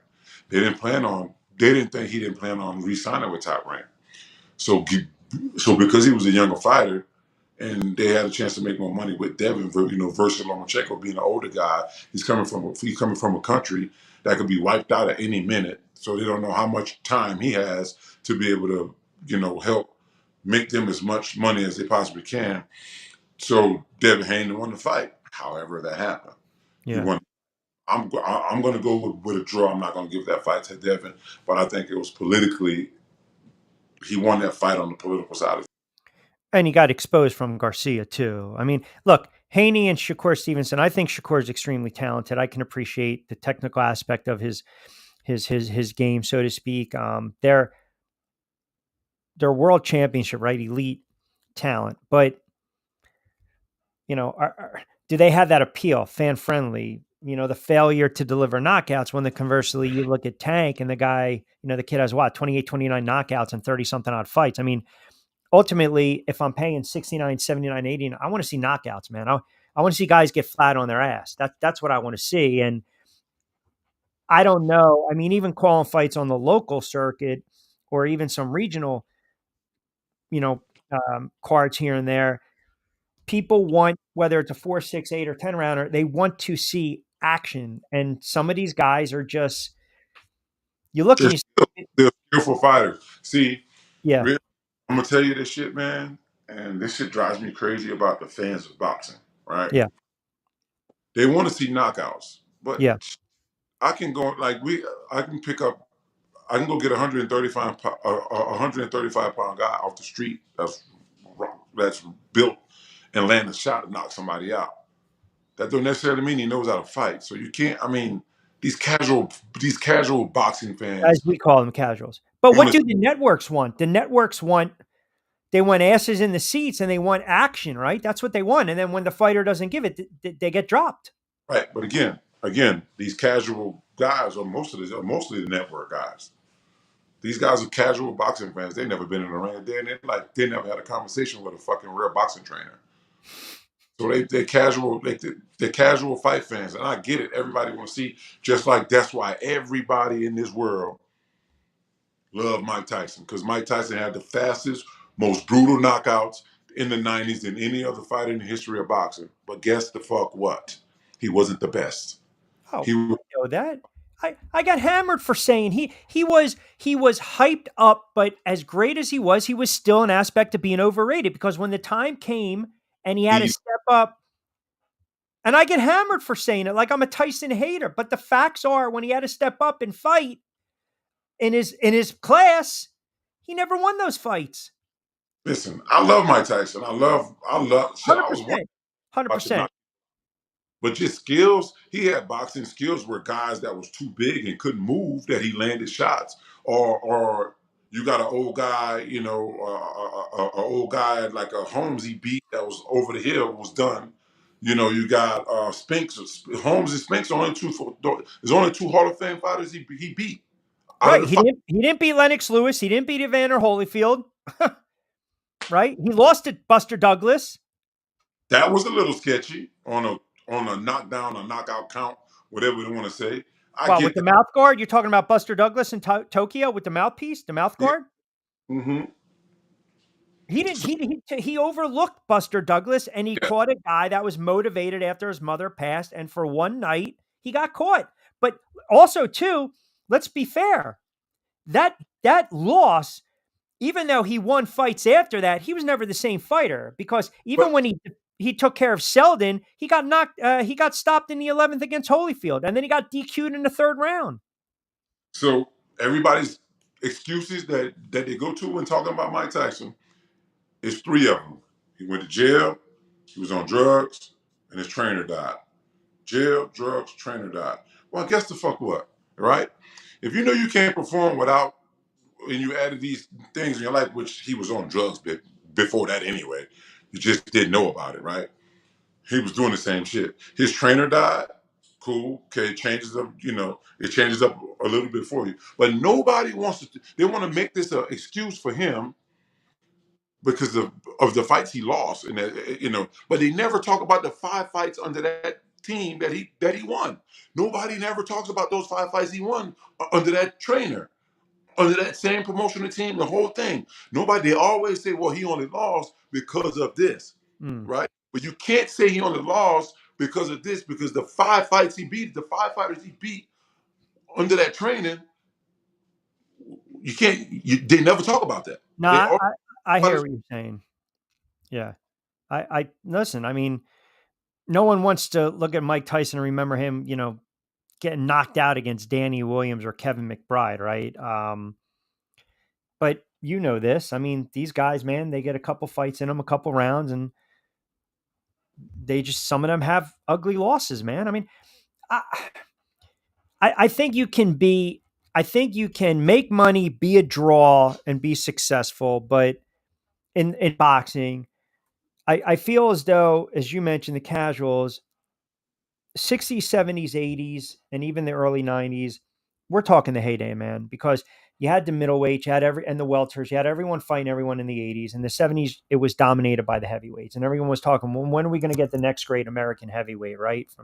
And it's just, it's different now, man. You got all those guys in Europe, you got these guys overseas. It's just a different, it's just, you ask a casual, hey, who's the heavyweight champ in the world? And they'll be like, oh, I don't know.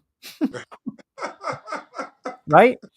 you're right, they would know. But the thing about a casual wouldn't know anything. You ask him, you ask a casual, like, who's the super welterweight? What is super welterweight? What number weight is super welterweight? What's the weight? They Right. wouldn't know. Right. No, they just want to see somebody put on the ground. They want to see somebody stagger. They want to see somebody's life on the line, essentially. That's what they want to see. They don't give a shit about nothing else. No. Hey, I know you got a couple more minutes. You got high school football tonight. Real quick, Vince chimes in, wanted to know, question for 27, how can the up-and-coming running backs avoid contract issues? They can't. They can't avoid contract issues. They're going to come to you to re you up. And you pretty much, a running back can't get, he can't get a market price. Even though if he's top 2, top 3 rushing, they'll never give him market price because one GM isn't going to be as stupid as the other. It's just what it is. And they feel like they can go get somebody else. I love Saquon Barkley. I'm glad he got his money, but I think Devin's running pretty well for us right now. I think he's running the ball pretty good, right? You know, and they're not paying him $12, $13 million a year.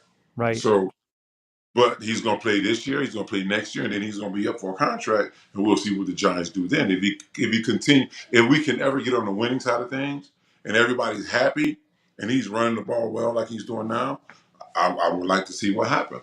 A lot of times they want to be, okay, good, cool. We got you for 3 years. You did great for 3 years. Now we're just gonna go get the next guy. and bring him up for 3 years and then let him go get the next guy. I think that's what they should do with quarterbacks. Yeah, I you were believe saying it. that. I don't like quarterbacks, man. Except number 10.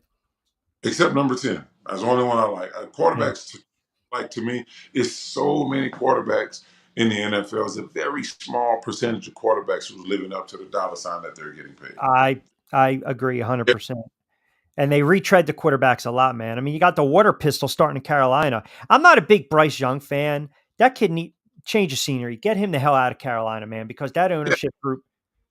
Around it, man. The offensive line is atrocious. They're terrible. Yeah. They're terrible. I feel like, and I don't want to step out the way and say this because the kid got to get in the weight room a little bit more, but I feel like my kid can go play for the Carolina Panthers right now and do well.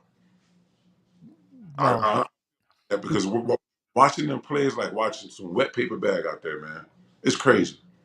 Well, listen, you might be donning a Panthers jersey in a couple more years, man. Pulling the Archie Manning, if that's the case. We're not going there. You gonna pull that? Nope. This owner, do you see the way they has handled this franchise? He's horrible. He's horrible. 8 or 9 years have been terrible, man. Yeah, he's horrible. Yeah, there's a lot of that in the NFL, man. There's a lot of that. All right, Giants win on Sunday. Cleveland, right? Are we at Cleveland? Yeah. It matters. Yeah, on the road. Well, Road Warriors. Yeah, you know what? I think we win. It's a crazy place to go play. We got killed in Cleveland. Monday Night 2000. Football. They destroyed us. But I think the Giants win. I think the Giants win this week. All right. What do you got cooking? What's the score? I'm going to go 28-24 Giants. I'm going to say Daniel Jones throw 2 touchdowns and run for 1. Ooh, the arm and the legs. You got any?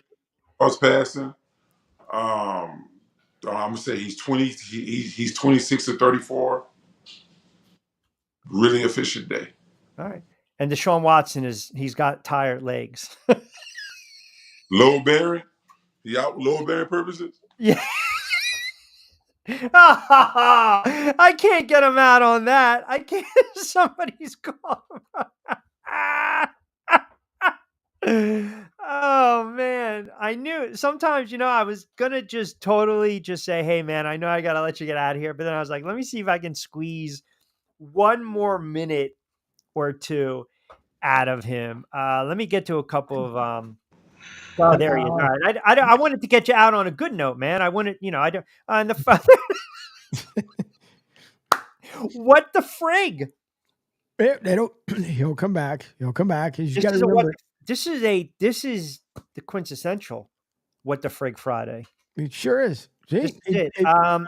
Real quick, T over in Ellesmere, which is in Delaware, chiming in. Q, I heard you mention the Ravens a little bit. It's a do or die in week 3. I think Lamar Jackson's going to have well over 300 total yards of offense. I like the Ravens to win outright and cover, enjoying the show. All right, well, we'll do the picks in about 10 or 15, but I just want to make sure we officially get Brandon out of here because I know he's got high school football coming up. And his window is gone, so he actually might be done. All right, his window is gone. All right, so we'll say thank you to our guy Brandon. And I'll just we'll take a timeout. We'll reset the table. We'll do the picks coming back on the other side.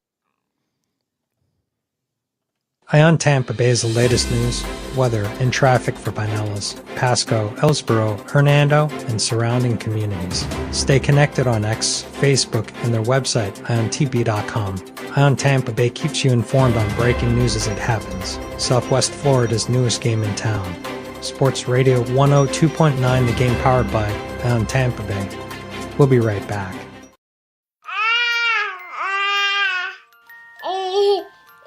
To some people, the sound of a baby babbling doesn't mean much.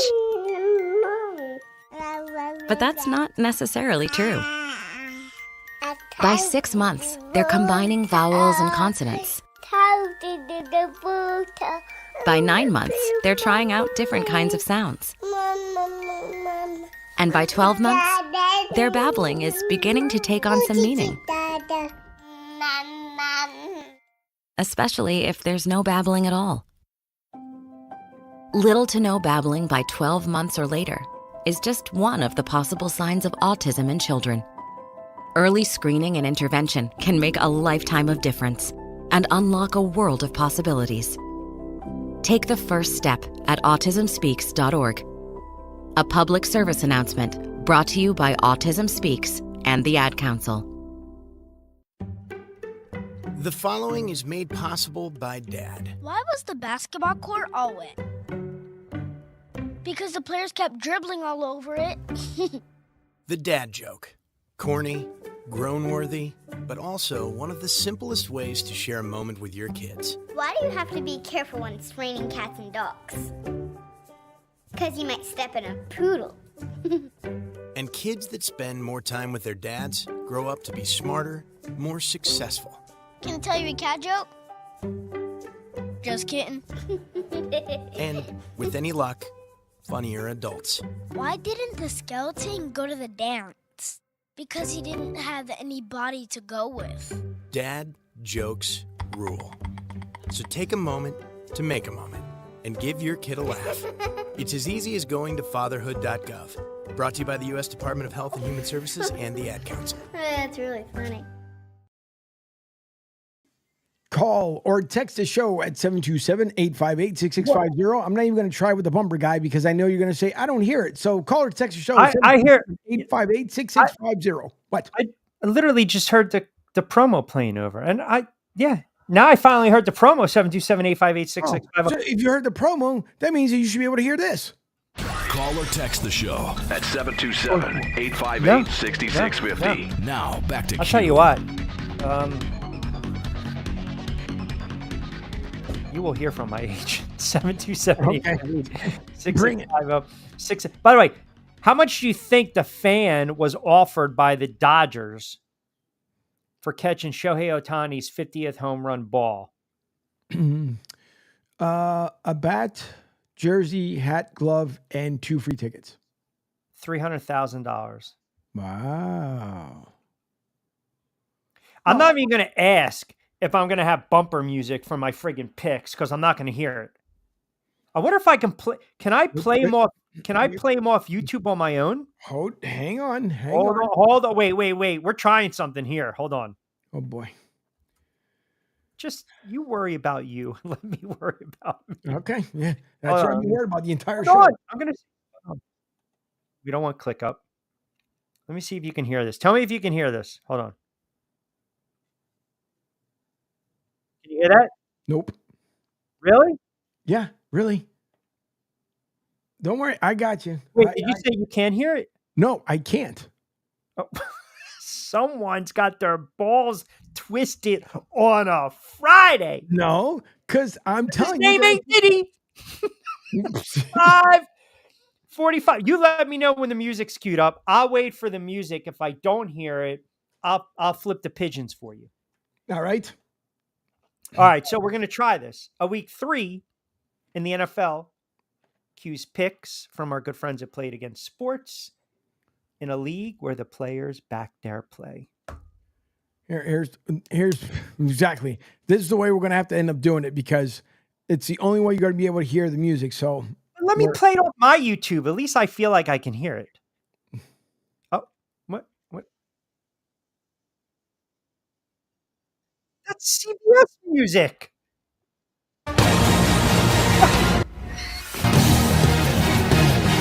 You know what? Just stop. I'm doing it. Just get out. Close it out. I have to close it out. This is an absolute disgrace and a debacle. So hold on. I hear my music. Okay, then you do it.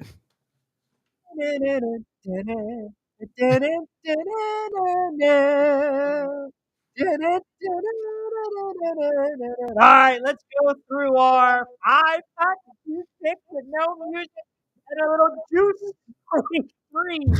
All right.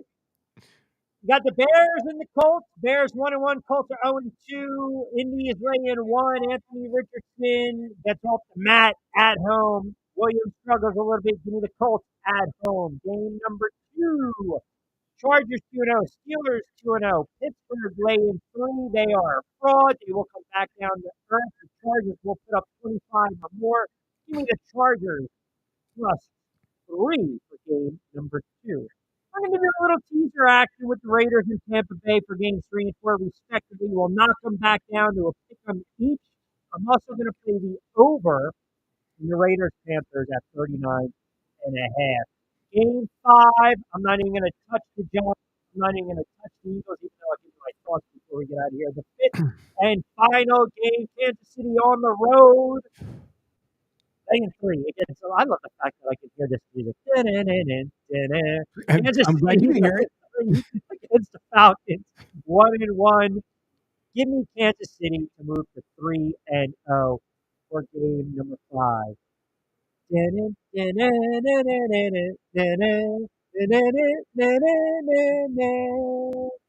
YouTube will flag me one more time, and I won't be able to monetize this video. There's your picks for week 3 on the drive with you. This has been a cluster. And more music comes on. All because I didn't let Angel know exactly who was coming on today. So the lesson to be learned on this Friday, the hallmark lesson is always let your executive producer know what the hell is going on. That's right. Who do you like, Eagles or the Saints? Saints. With conviction. Eagles aren't going to do anything. Everybody knows it. All the press conferences were goofy as nonsense this week.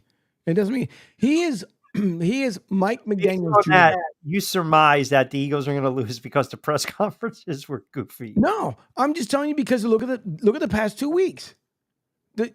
Listen, I said it. What was it? Monday, Tuesday, whatever day it was.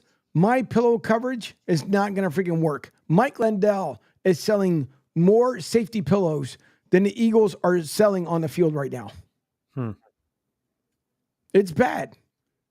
You can't tell me that everybody didn't know what Vic Fangio was going to, what he's been calling for like the last 2 weeks.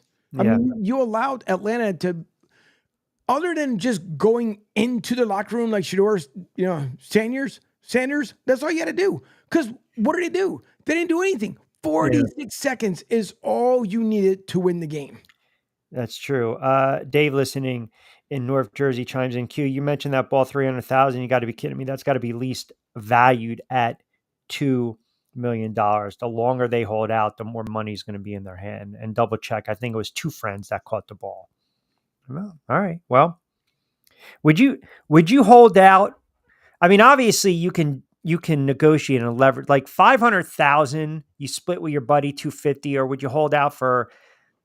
I mean, man, can they get 2 million? Yep, they can. It's California. We're paying for it, so they can get it. I would hold out for 5.5 million, split it that way, and a dinner with Ohtani. I didn't say he has to stay there the whole entire time, just appear. Hey, too much? So yeah. I would like 2 million in small bills, wash it, and oh, by the way, can I have dinner with Ohtani? Hey, it's all. Maybe we can talk about betting lines. I didn't say it has Listen, to be. If I sat down with Ohtani, have dinner with him, the first thing I would say through a translator, obviously, is how the hell did you not realize $3 million was missing from your bank account? And that's when he gets up and walks away. I'm not paying for the steak. Exactly. Hey, listen, I didn't say we had to be somewhere public. I just said dinner. For all I care, it could be over at Dodger Stadium. Now, if, let's just say I happen to be living over in Jersey or New York, like I came to a friend and then, we happen to go to the game together. Listen, now you have to basically fly here with that suitcase full of cash you just washed and then pay me that way and then fly me back to LA so I can have that dinner. John chimes in from South Philly. Q, I know you mentioned a little bit on Embiid. What are your thoughts? Is that an overblown contract? Do you think he's going to play the life of the contract? Always enjoy listening to you. Glad I found you on Sports Radio 102.9 FM. Appreciate it, pal. NBA, man. I mean, that's, as we talked about in the beginning of the show, before it kind of went off the rails due to just piss poor production. 193 million. Nope. 193 million. Go out. Don't you know me? Go out and win a championship. Can they at least get to the Eastern Conference Finals? Not with the Knicks. Not with the Villanova Knicks. Nah, stop it. Boston's going to be very good this year. Oh yeah. Boston's going to be Boston. We already know that. Boston's going to be a very good team. You don't think your healthy Knicks, they won't make it to the Eastern Conference? Yeah, I don't think they'll make it to the Eastern Conference Finals. They'll be a good playoff team. And then Milwaukee's Milwaukee. Cleveland will be better. Orlando's on the rise. Remember now, Boston won 64 games last year. 76ers won 47. Now, the other thing with Embiid is he never plays a full season. Correct. He also never plays a full offseason either. Well, that's just absurd. I mean, 39, 66, 68, 51, 51, 64, 63, 31 going back to his rookie year. But when he's healthy, he can be a dominant player, right? He can definitely be a dominant player. Just go out and get to the Eastern Conference Finals. But you would think, but you can't though. To me, listen, I'm a huge Sixers fan. Everybody knows I absolutely love him to death. But when it comes to Joel Embiid, I would not have offered that extension. That's just me, because it comes playoff time, you're not there.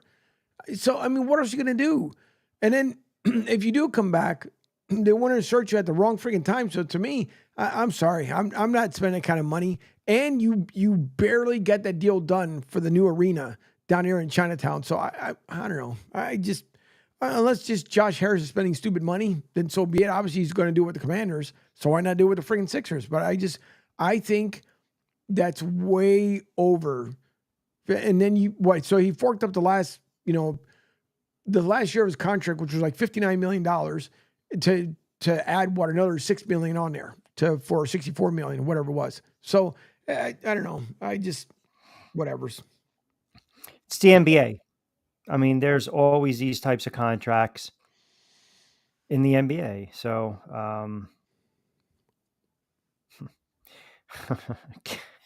Kevin and ACQ, I think it's an understatement to say Diddy will never see the light of day. Now it's a horrible story. I don't even want to, it's not even making light of it. It's just horrible. I don't know what the hell people think sometimes.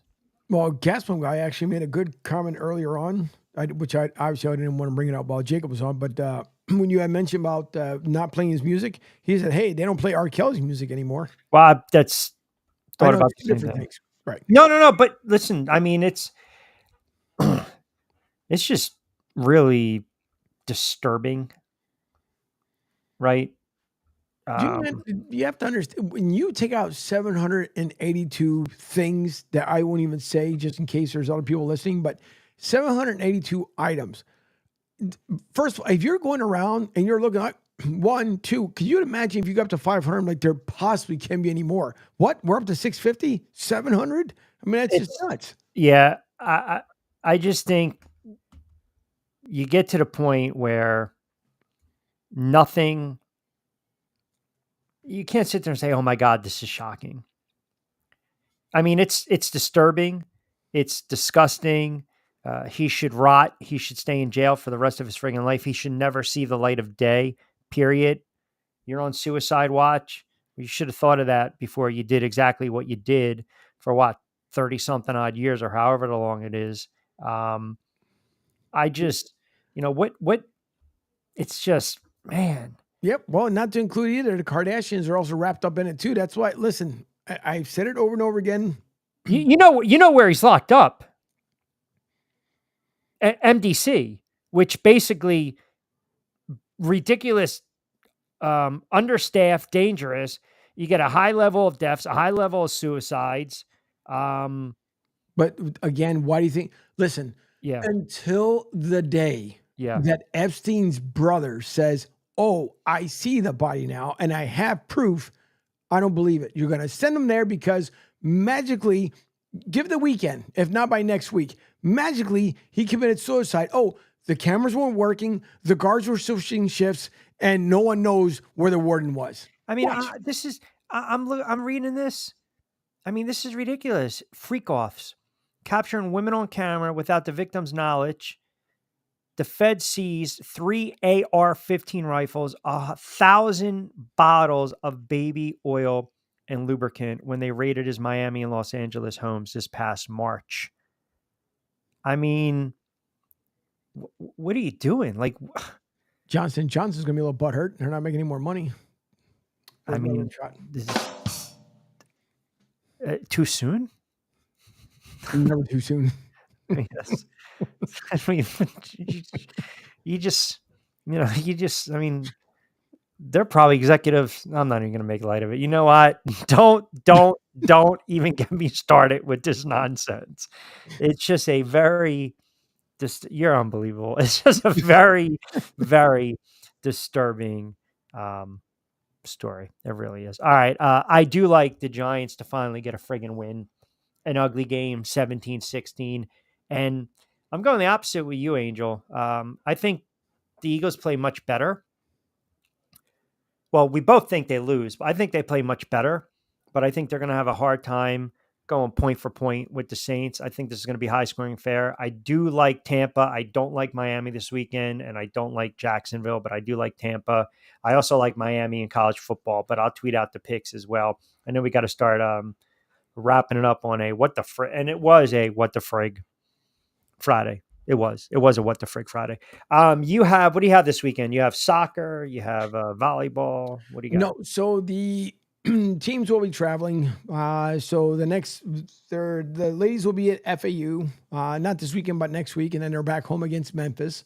And then the men's soccer, they are playing this evening. So that'll be underway here, but within the next hour. Obviously, I won't be there because to be at two places at once is a little bit tough, especially when it's a little bit of a hike for me. But come tomorrow, I will be down there at Ray J for the Miami Hurricanes coming to town to play the USF Bulls. So that should be a great time on Saturday. And then Sunday is game time, but not this Sunday, as I'll put stuff on DVR and everything else. So my lovely lady and I can step out somewhere because she's been beyond patient as going through all the stuff and the changes and making sure everything works correctly. So she will we'll have our time on Sunday. Probably end up taking out the kayaks on Sunday. All right. Have fun, be safe, and just hopefully, you don't have like a scene in the movie Deliverance. Just make sure you guys are together. You don't want to do it. So, good stuff from Lloyd Vance jumping on board. If anything goes wrong, code word will be Diddy. Well, that's probably you're not calling collect. And of course, two-time Super Bowl champ Brandon Jacobs. Hey, don't forget that you guys can also download the app. You can check us out on demand. We got the schedule of programming. It's locked and loaded. Follow us on social media, SR1029, thegame.com. If you missed any of the shows, start the week off. Pete Shepard Show, 7 to 10 Monday to Friday. Martinez and Company, Monday, Wednesday, and Friday from 10 to 12. And myself, The Drive with Q from 4 to 6 on Monday, Wednesday, and Friday. We'll have some announcements next week. Football heavy, pennant races, baseball. We'll start to dive into a little NBA college football recap. We'll catch up with Costco calling the, I believe it's Mainland. He told me tonight, it's a pretty good contest.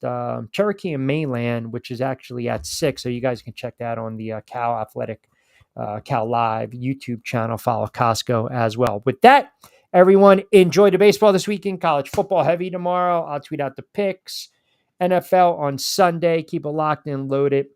And we'll have a little fun on Monday's show. Always a Man Up Monday where you guys can mock my picks and I have to man up. So with that being said, have a good Sports Friday. Enjoy your weekend. Be safe and sound. Of course, for Angel Martinez, I'm Rich Quinones. We appreciate you guys tuning into The Drive with Q right here on Sports Radio 1029 FM, The Game, Coastal Sports Network, powered by ION TV. As always, hasta luego, buen día.